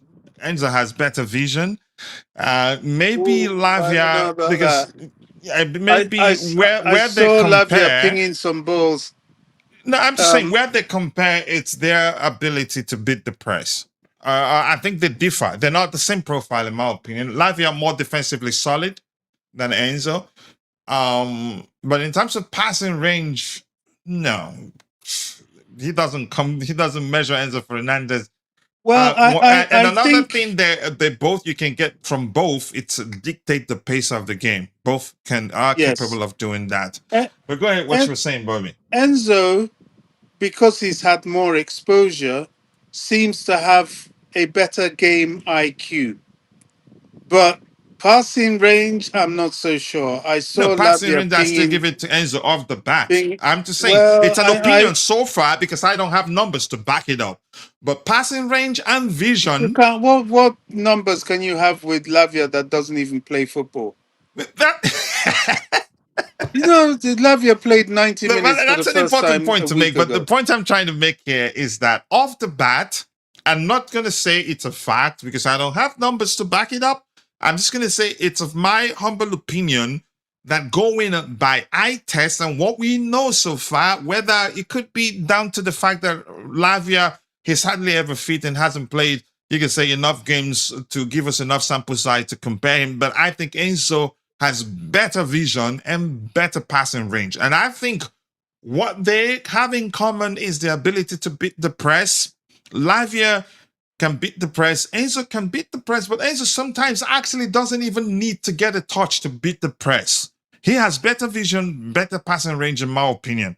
Lavia, Yeah, I don't think match actually measures him in awareness, that aspect. Yeah, but go ma- ahead. match awareness. But you see, this is another thing. When you miss season after season, it stunts your development. That's what Definitely. happened Mhm. to Wesley Fofana. You know, if Wesley stays fit, we're going to see a different Wesley Fofana because he would have had preseason, he would have had quite a chunk of last season, and he would have the time to fix his mistakes straight up on the pitch. Lavia played only 90 minutes, what, a week and a bit ago, for the first time in 4 years. So, of course, his development has been absolutely stunted. I did see him spraying some passes, but you can't compare him to Enzo, who's been there consistently and has passed the longevity test. So look, I'm not left to me. I wouldn't even want to see the back of Enzo or Neto. I think they're both very important for this team, but it seems there's so much pressure to sell, well, quote unquote, if we believe what the agents are putting out there, Mhm. that it's under threat. But I think the squad will be stronger if they kept them for sure. Absolutely. Was absolutely. They're all good players. The question whether on who should be starting over the other, over one and other the other is a debate for another day. But I wouldn't mind Pedro Neto staying. I think his experience and he comes in handy in certain games. In certain games, I'd rather Kenda, given that he's more technically gifted, a better dribbler and all that. But that's Plus, fine. Neto's a Mhm. good crosser of the ball. He is, yeah. He is, yeah. He crosses, he's dangerous coming into the 18-yard box. I think it would And be a his crosses, mistake. he puts the cross in with pace, which means you don't need a lot of effort. You just need to direct it into the back of the net. If we're serious about the Premier League, you don't get rid of a player like Neto. No, it just wouldn't make sense. But if he leaves, I don't think it'd be because we wanted to sell him. And we've heard that already. It's not on our um, expendable list, if there's anything like that. That wasn't the term I was looking for. Javi Alonso, so far, the plan that we had we have accomplished. I think we've read that one. No need to repeat it again. I'm going to move to the next one. Javi Alonso says, I really believe in this squad. I believe as well that the squad can be improved. I think that we have made important and good decisions with the feeling that we are ready. We are ready to start the Premier League. I think the aspect where he's saying it can be improved, probably because, yeah, he expects certain players to leave. I don't know whether you read it the same way, Bobby. Yeah, I mean, maybe he's looking at bringing in someone. I can't really see where unless someone is leaving. But I think that squad is almost there. I want to refer back to people talking about the goalkeeper. Forget the goalkeeper; they're not changing goalkeepers. Penders looked like a very good understudy to Sanchez. Mhm. Sanchez is a very good goalkeeper. There's a point blank save he made. He's good. Just don't make him Don't robotically be overdo the passing playing. out. Don't overdo the playing at the back thing. Exactly. Give him the freedom for long passing and that he's okay. He's okay. I don't you see, this is the thing, the fan base. You give a dog a bad name and they don't let it go. They don't allow the player to prove to you he's changed and accept that he's changed. They just want to die on a certain hill just to say, "Ooh, I was right. He's a bad player." I mean, it's pathetic. He's not a bad goalkeeper at all. He's good enough. He's good enough to win a Premier League. Just give him more freedom. I think Maresca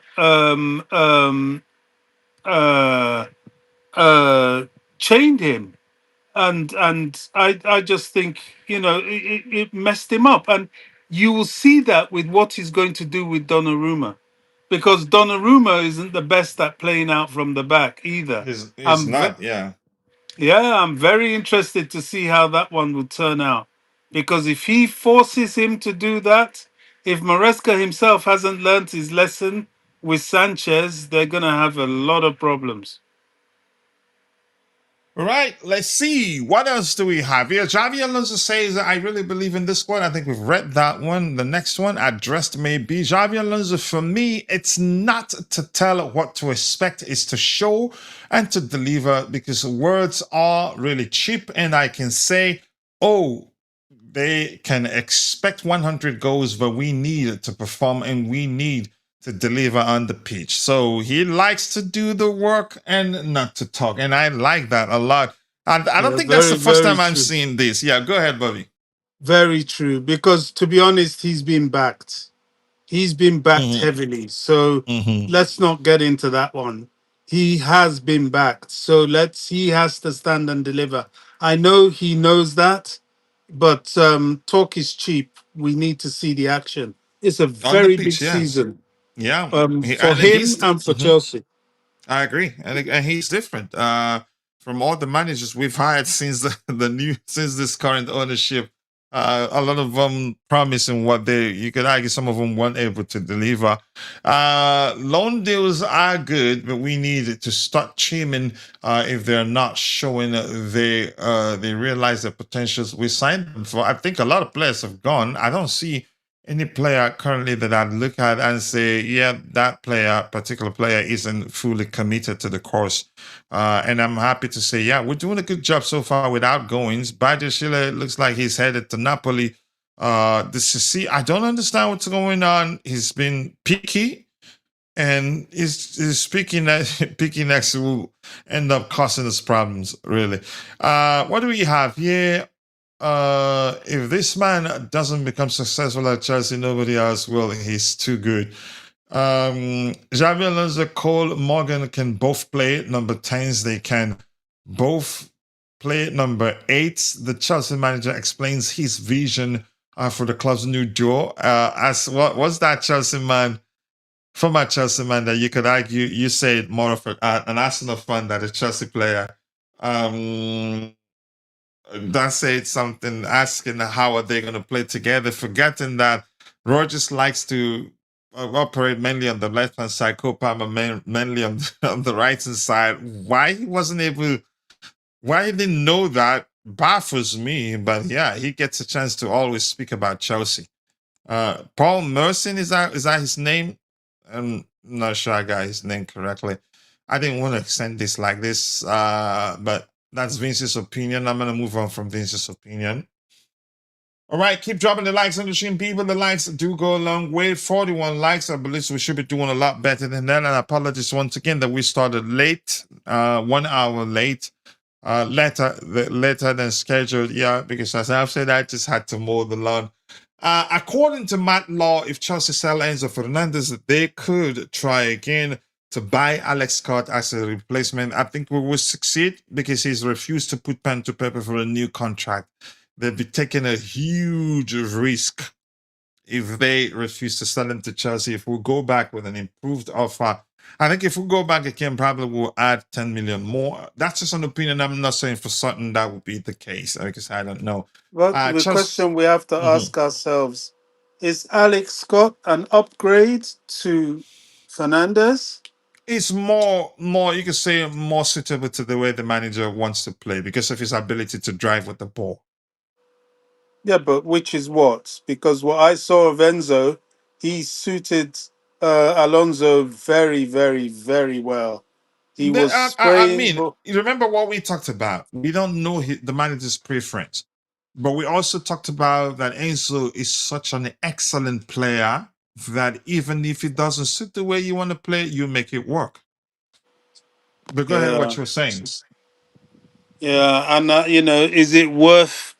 I don't believe in this idea of selling for. It's better to keep him, give him a contract, than to increase his money a little bit, than to just get rid. Then you have to bring in another player. You don't even know if that player is going to be good enough. I mean, the standard you have to reach to get on that pitch for Chelsea is not a small standard. It is, I mean, you're playing with quality. I mean, I was looking at Jarrell Hatter. I was thinking, my God, this guy is what, 19? Is he 20 yet? That's the level. That's the level. Esteval, he comes on, but Esteval, you can't expect him to have be starting games. He's a good impact player at the moment, but the level is very, very high. Gittins is nowhere. I saw him. He's not much different to how he was last season. He's nowhere. But then you have the likes of Neto, um, of course, JP. I mean, the quality is extremely high, extremely high. So we need to be careful here. Why are we selling him? Sometimes these figures sound attractive, but is it worth the loss? I'm not sure it is. All right. People be talking about game time and that, but yeah, Reece James can play there. But when Enzo came in place of Reece James, you can see a specialist compared to somebody that's just good at it, but not a specialist. There was a difference. We need to Mm-hmm. be very careful getting rid of that guy. Mm-hmm.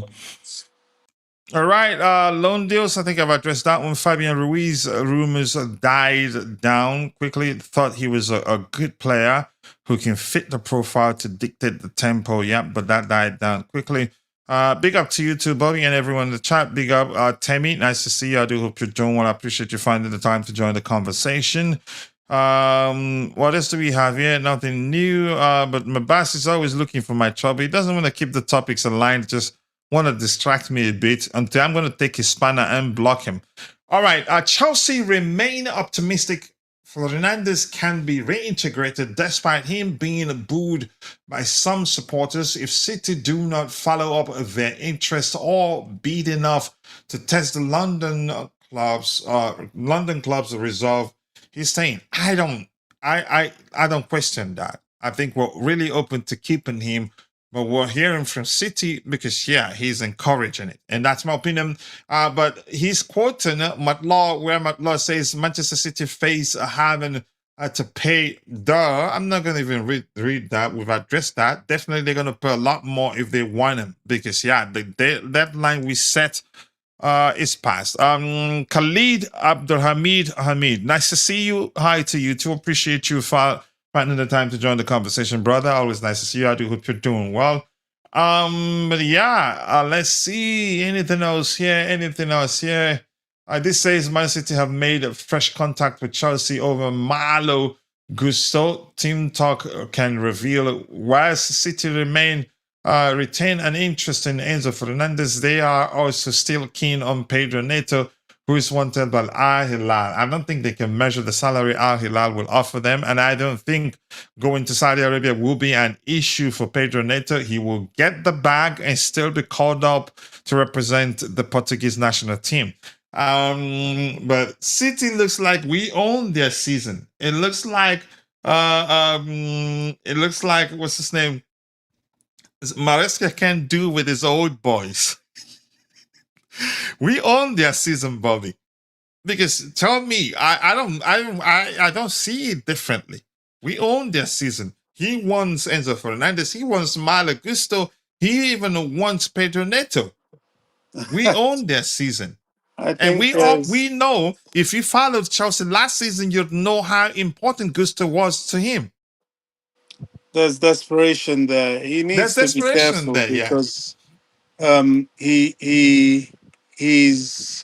he hasn't arrested his dressing room, and he's trying to import a fix. It could backfire quite severely. It It could could really. work, but it could backfire. The fans are Um, already questioning why he's obsessed with Chelsea players. They will do. They will do. And it's not as if he actually needs them. Maybe he needs Fernandez, but he has players that he can utilize. Is just trying to.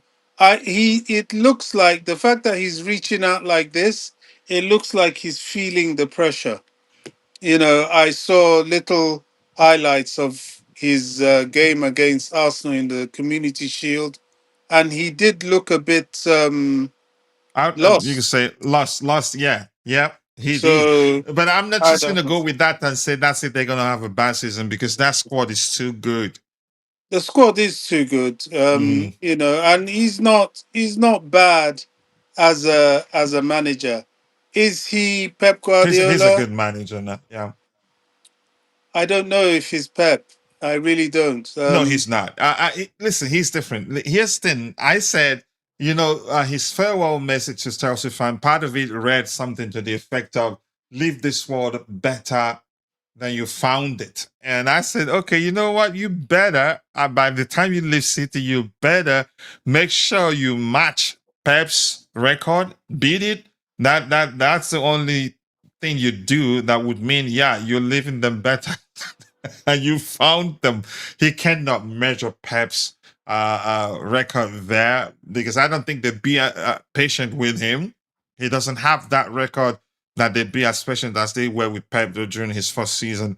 He has to start delivering immediately, otherwise it's bye Felicia for him. But yeah, that's just my opinion anyway. But we have more to catch up on. We're still news hunting. Give me a second here. Let's go back to that particular window here. I thought one of my lights went off there. I know my boss is gonna say block him. He'll probably end up blocking me. He says, block me? What's wrong with you, coach? Too much ukamati. Yeah, one mess, I mean. Open comedy. All right, let's see. Yay! Ousmane Isha, comment ça va, coach? Ça va bien, my brother.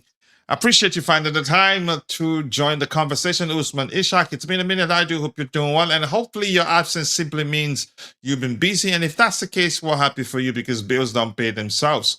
Why didn't we try to swap Enzo for Rodri? First of all, let me just try and look. Rodri wants to go home. Plus, his salary almost always will be an issue for Chelsea.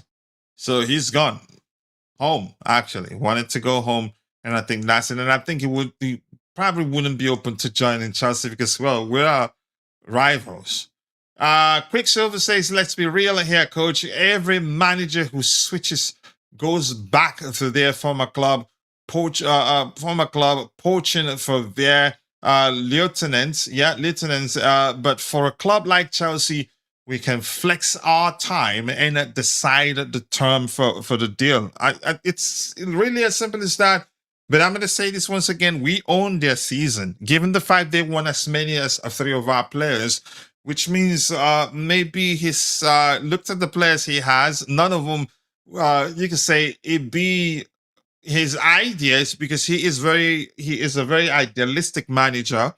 His ideas probably will be definitely novice to the players there, and some of the old heads that had worked with him when he was assistant to Pep, they're all gone. So he'd been needing. He wants those that already understand his approach. And Malo Gusto, the inverted fullback role. I know they actually wanted Cucurella too. Yeah, they wanted Cucurella. They wanted Cucurella too. So, but let's see what happens. I understand that. I definitely understand that. But yeah, we own their season, which means it has to be on our terms. Cheers to you too, Sachinos. I appreciate you for joining the conversation. I do hope you're doing well. Rodri wanted to go back to Spain after Pep's departure. That's why he left City. Let's see, guys. It was only charity game. Let's give Maresca 3 games, then we will know. As I've said, I wouldn't, because of that loss to Arsenal, say they're gonna have a bad season. No, that squad, it's too good. I hope he will be sacked by November. Let's see. I don't know, but I'm just gonna say we own this season. Let's see, what else do we have here? I genuinely believe we can win the league if we get 2 midfielders, and we're still looking to sign midfielders according to reports. I don't want to stray from the topic, but Parma needs addressing. Perhaps a letter session in order where double standards, excuse hypocrisy, personal bias, and favoritism is flashed out. I think we'll be discussing the squad very soon.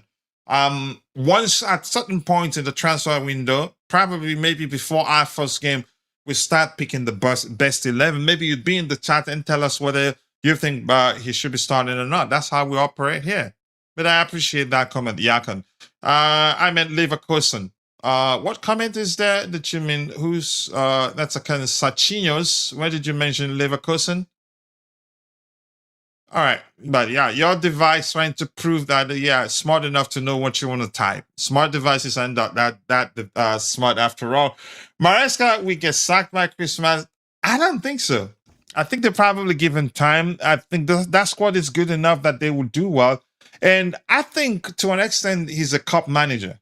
He's good at competitions, but let's see. All right.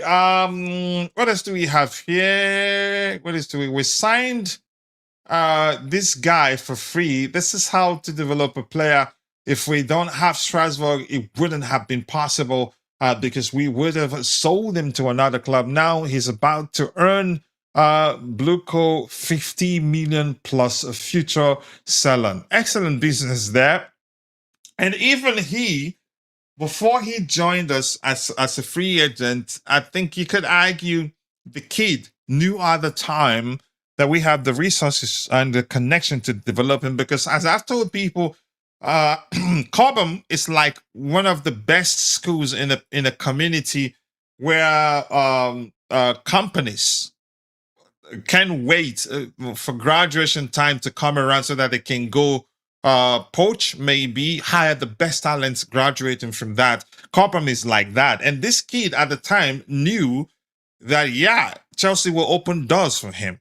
And I actually thought we were going to sign him back because he can fulfill the wing back role. And he's a good player, in my opinion. But still, good business for us. We'll be making money from selling clause and everything. And we sold him to Strasbourg. We got him as a free agent, sold him, I think, 8 million plus. I can't remember how much we sold him for. Good business. And they are making money off of him. And there are future selling clause there in his contract, which makes me happy. Guy, Pogba is available for free. Before I even read that, I have this comment here, which reads, we should appeal for a comment ban for Jamie Carragher. He is openly, he's spewing nonsense when it comes to Chelsea Football Club. For a guy who has never managed a club, he's sure is vocal and opinionated. He's entitled to his opinion. I don't have time. No. And why do you think that, I can't quite remember how that particular report was phrased. Monaco offered him a contract termination, which simply means Monaco are open to paying him off or paying him a sizable fee or a certain amount just for him to leave them. Yeah, so something isn't quite right. Maybe his attitude is something, I don't know. I could be wrong. Morella would be a good signing for AC Milan. He can play as left wing back, left midfield, and right wing, and as right winger as well too. He would be a perfect Amorim player. Probably knew him from his days in Portugal, but the kid is good. Felt like was it Porto? I think he was Porto. What club did we sign him from? Didn't respect him that much or didn't value his talent, and he joined Chelsea as a free agent. And I think he'd appreciate Chelsea too, because we opened doors for him. I don't want Pogba at Chelsea. He's the virus at every club. I'm not going to go to that extent because I don't know what happened. If we sell Enzo, which I don't want to see him to leave, then we should sign Wharton from Crystal Palace. Wharton, not bad if we're looking for a player who you could say has that vision, passing range. Wharton, considerable. For me, not bad. Anyone excited for Mudryk's season if he stays? I don't know if he's going to stay. I am sure geared up to see him fire up the wings and leave the fullbacks burn in the coming season. Possibly, but let's see. I'm not certain what's going to happen with him, really. All right, good luck to Diego Morella. I think I need to do a good luck. Graphics for him. I don't want to do a promotion video here. We have something that I'm willing to share with all Chelsea content creators. That I get it. Your graphics and your thumbnails will be looking like everyone else. Everyone else's, yeah. But let's see. Sachinho says Alonso has to make a top 4 and 2 trophies minimum, in my opinion. We can. Who's to say we can't? I know I haven't seen anything that suggests we cannot, but I know we'll have a good season. I'm starting to get annoyed at Axel de Cisse. He's just being picky unnecessarily. I've heard there are plenty of clubs interested in signing him, and I've heard actually we've reached an agreement with some particular club that I can't quite remember right now, but he's not open to joining them. I'm just Not too sure. Don't take my word for it because I can't quite remember what I read. It seems Axel Disasi has yet to open talks with the club, despite having offers on the table. Yeah, I hope last summer's mistake doesn't repeat itself. Where he was waiting for a certain club and lost every opportunity available to him. He still thinks he's the best in the world. I think if we had Mourinho as our manager, he'd be staying. Yeah, so that more likes, 45 likes, people. We should be doing a lot better than that. If you haven't, take a second, drop a like on the video, and also do subscribe to Chelsea Perspective if you haven't. All right, what else do we have here? Chelsea 27-28 home kit to feature gold details, according to Footy Headlines. I think the Footy Headline guys, they must have a connection to Nike because they always get it right, just with slight difference in details whenever the kits come out. Alonso, yep, with EJ twice is saying Chelsea world champions. Yep, nobody can take that away from us. I don't know. Every time I put out a post, maybe a post on X, on Instagram, on TikTok, you'd have Arsenal fans under it losing their shit. Every time I say something to the effect of, Chelsea are the biggest club, we are the biggest club in London, prove me wrong. They start asking you how many domestic trophies you've won, and when you ask them where are your Champions League trophies, you won't hear from them again. Yeah, I don't know how they think they can measure Chelsea in terms of.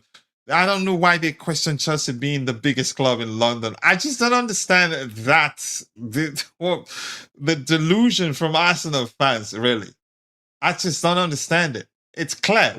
How many they win one major trophy every 20 to 10 million years, and yet we won 12, 11 trophies, and they won just one in 20 years.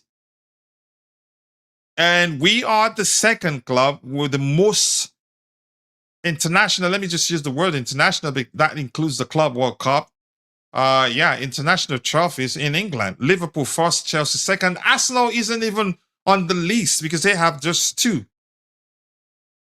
And you still have Arsenal fans coming at you for saying that Chelsea are the biggest club in London.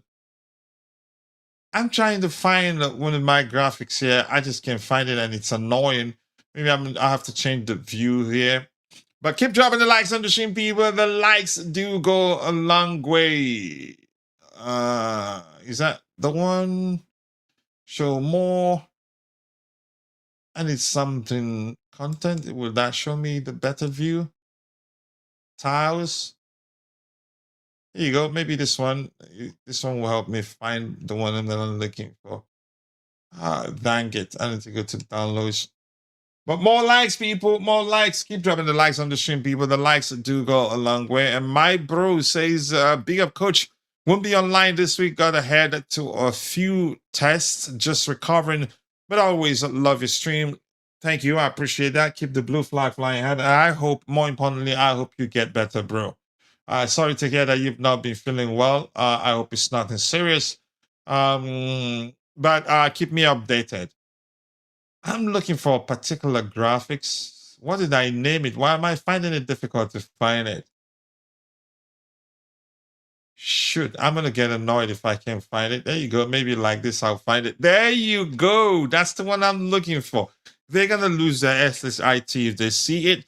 But I hope you feel better, bro. Arsenal are not Champions League. Come on, Chelsea. 2, poor old Arsenal. Yeah. They've existed for 10,000 years. They don't have even one. And on 2 occasions that they've gotten the opportunity to reach the final, they bottled it. And they still come to have a go at you every time you say that Chelsea are the biggest club in London. My goodness. The delusion and the one thing is certain, even if they win one, we still come at them saying we have two. And I'm quite sure before they win their first one, we'll probably have two at the time. And I'm not kidding. And I believe that would be the case. All right, let's go continue news hunting. I just had to open that. I'm not sure why I haven't shared that in a while. Diego Morella, good luck at AC Milan. I think he will cook there as a wing back for our for Ruben Amorim.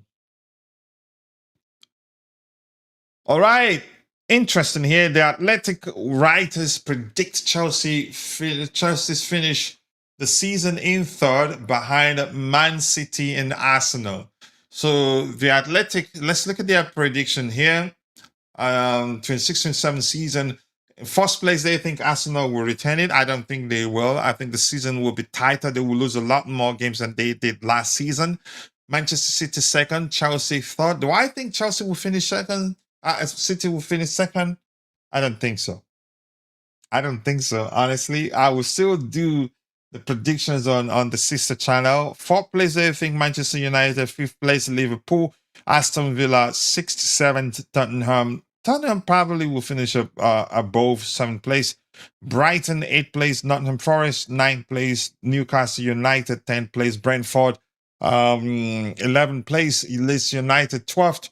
Bournemouth, 13th. Crystal Palace, 14th. Everton, 15th. I think Everton will finish higher. Sunderland will finish higher. Fulham, yeah. Ipswich, probably going to drop. Coventry, I think, survive. I think they will survive. And I think Frank Lampard will most likely move for some excellent loan players. We'll get one or two from Chelsea that will help them stay up.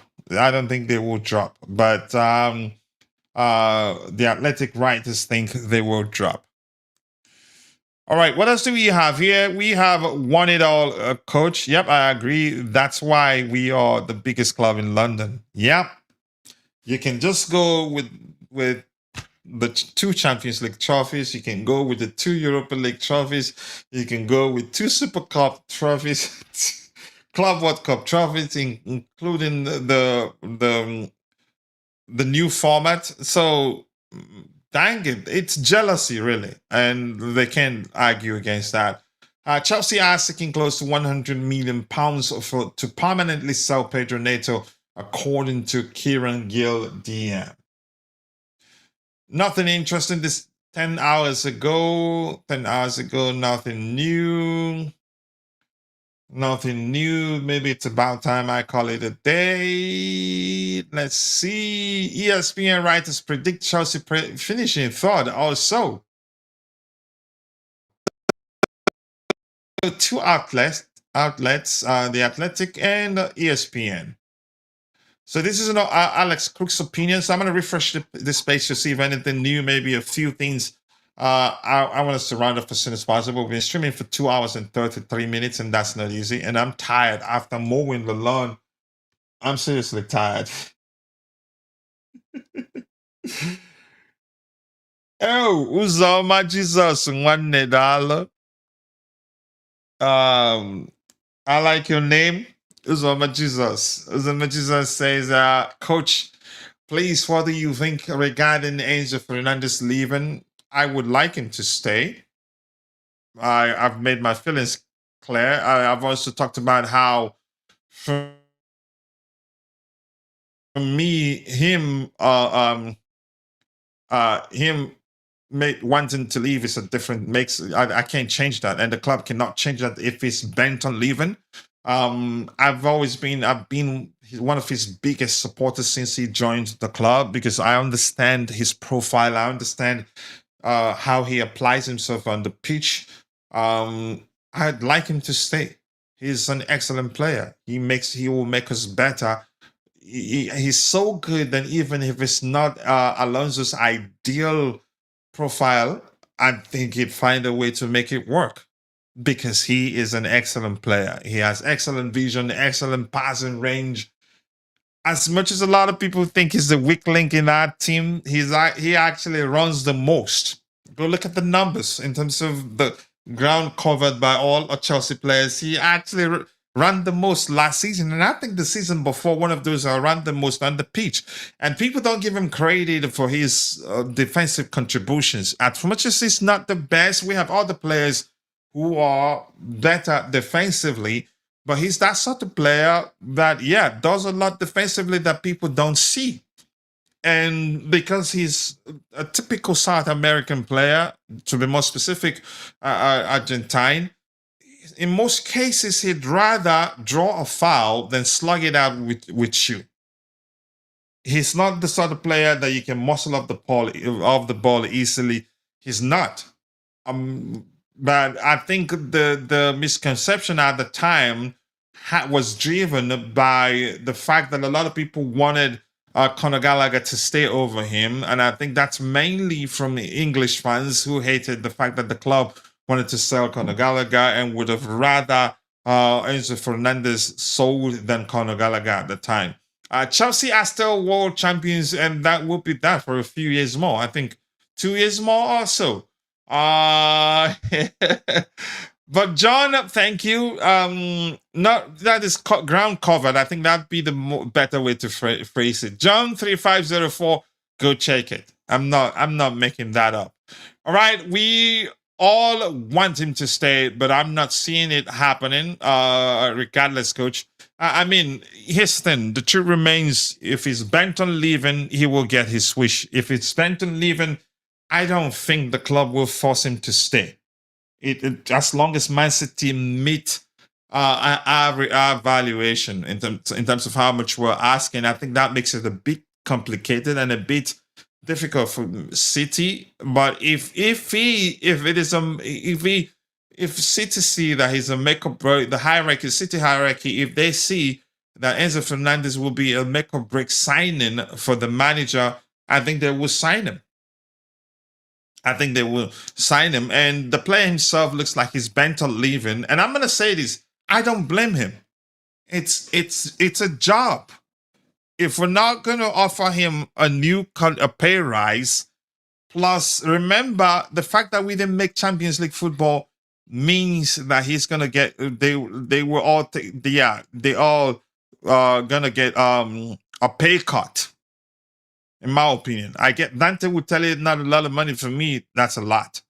Plus, not getting the pay rise he's seeking, and you could argue he's serious about it because all his teammates, a lot of his team, not a lot. I'm not quite sure. I can't quite remember how many got a pay rise. I think Jackson even got a pay rise before he went before falling out, according to reports with Enzo Maresca.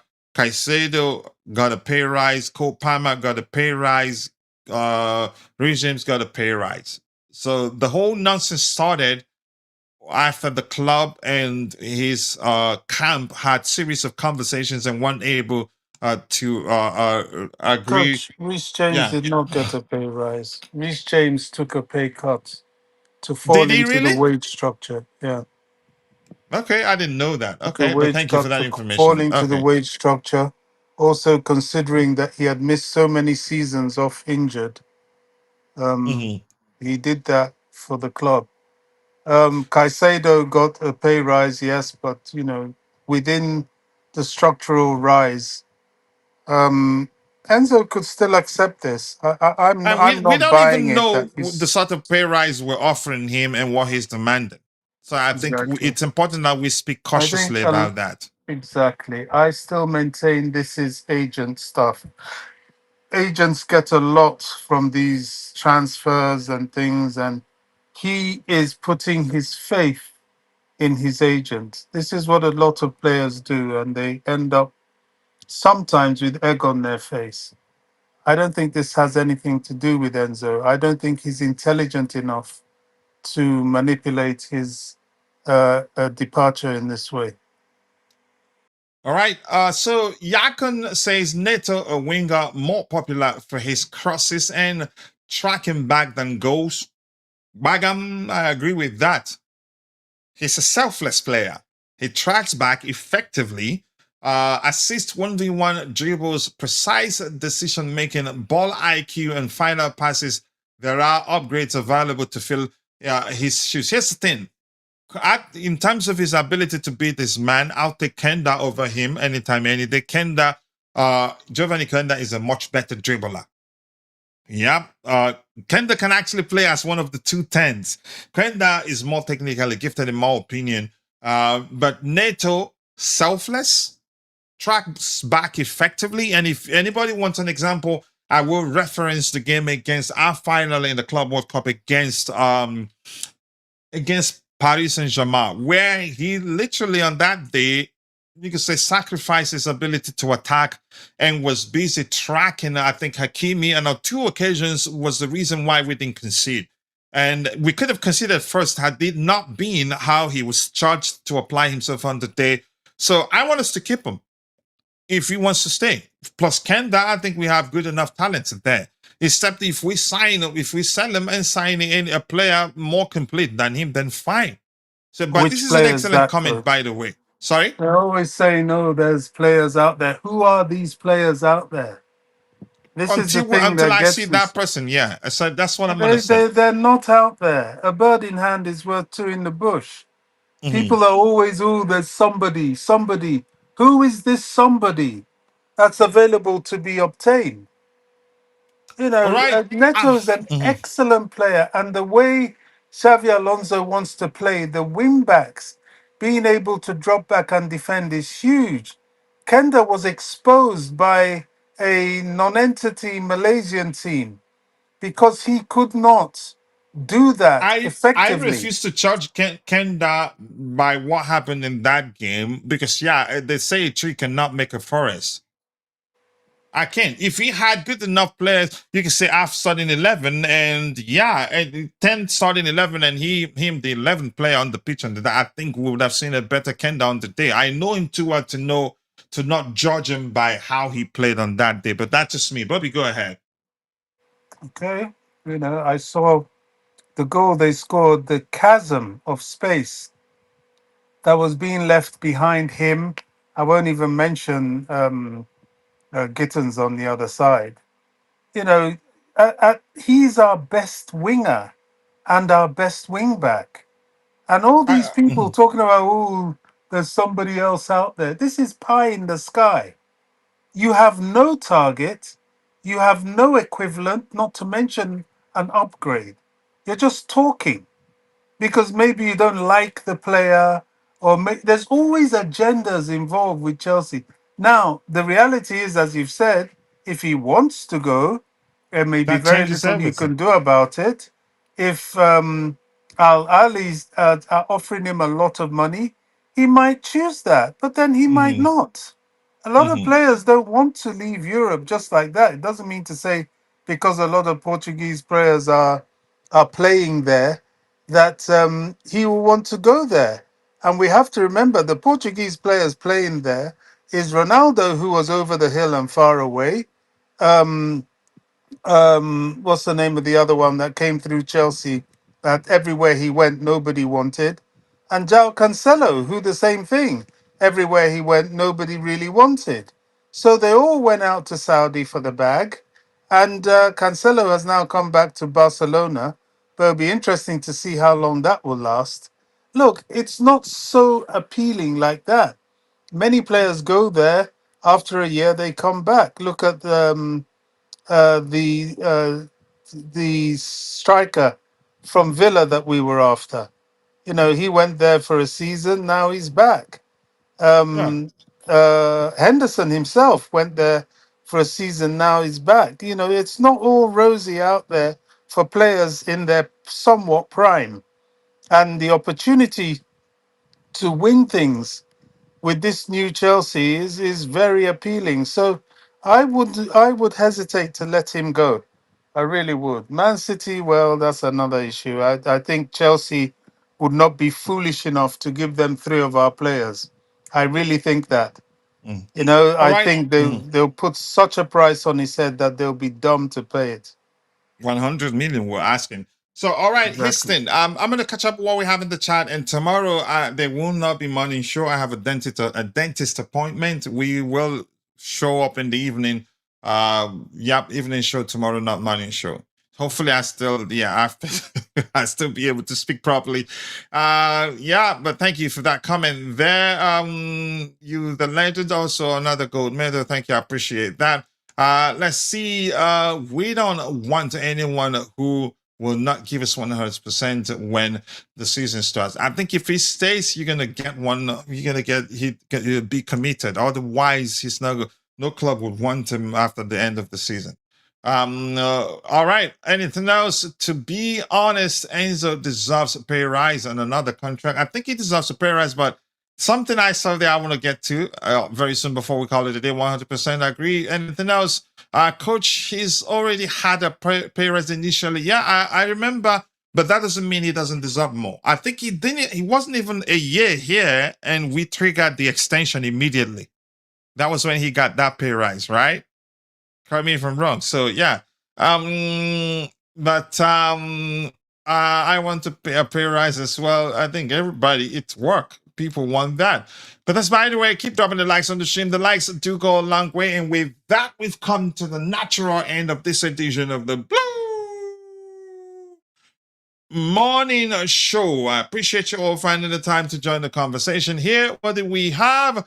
My MB05 in the house. My Basta05, I appreciate you for joining the show. And John3504, thank you for joining the conversation. My bro Shelinat was also here. Thank you for joining the conversation. Yakon, thank you for joining. And Duzoma, Jesus, thank you for joining the conversation. Who else was here? Nemaya Fawale was also here. And Ellen4763 joined. What else do we have here? And EJ Twice was also here. Sachinas was also here. And if I miss your name, apologies. See you guys next time. God bless us all, and cheers.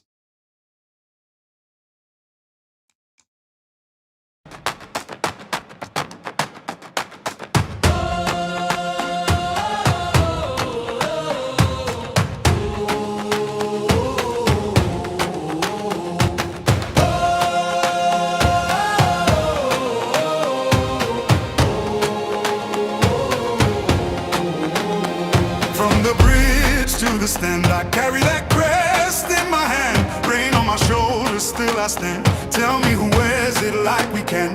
Mud on the boots, heart of gold. Those stories living in the cold.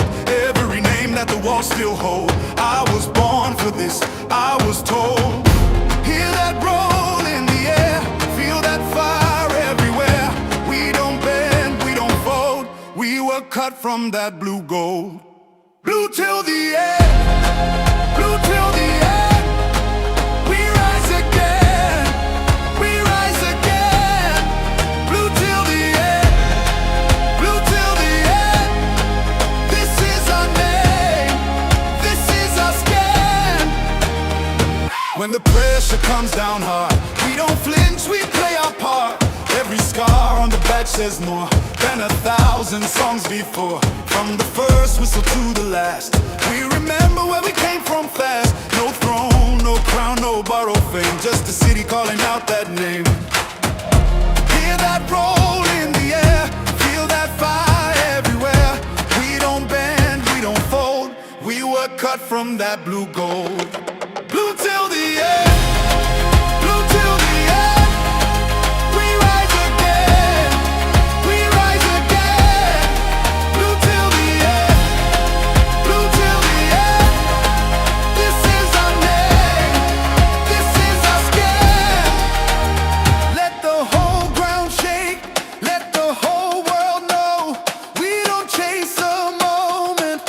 We are the home. Hands up high for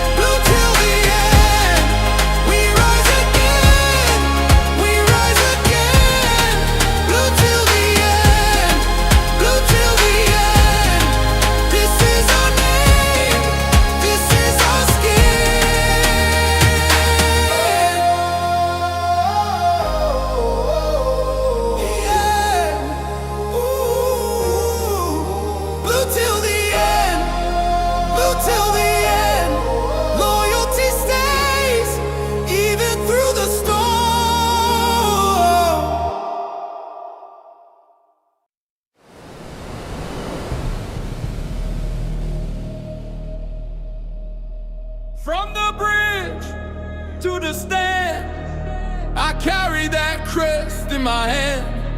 Rain on my shoulders, still I stand. Tell me who wears it like we can. Mud on the boots, heart of gold. Old stories, living in the cold. Every name that the walls still hold. I was born for this, I was told. Hear that roll in the air, feel that fire everywhere. We don't bend, we don't fold. We were cut from that blue gold. Blue till the end, blue till the end. We rise again,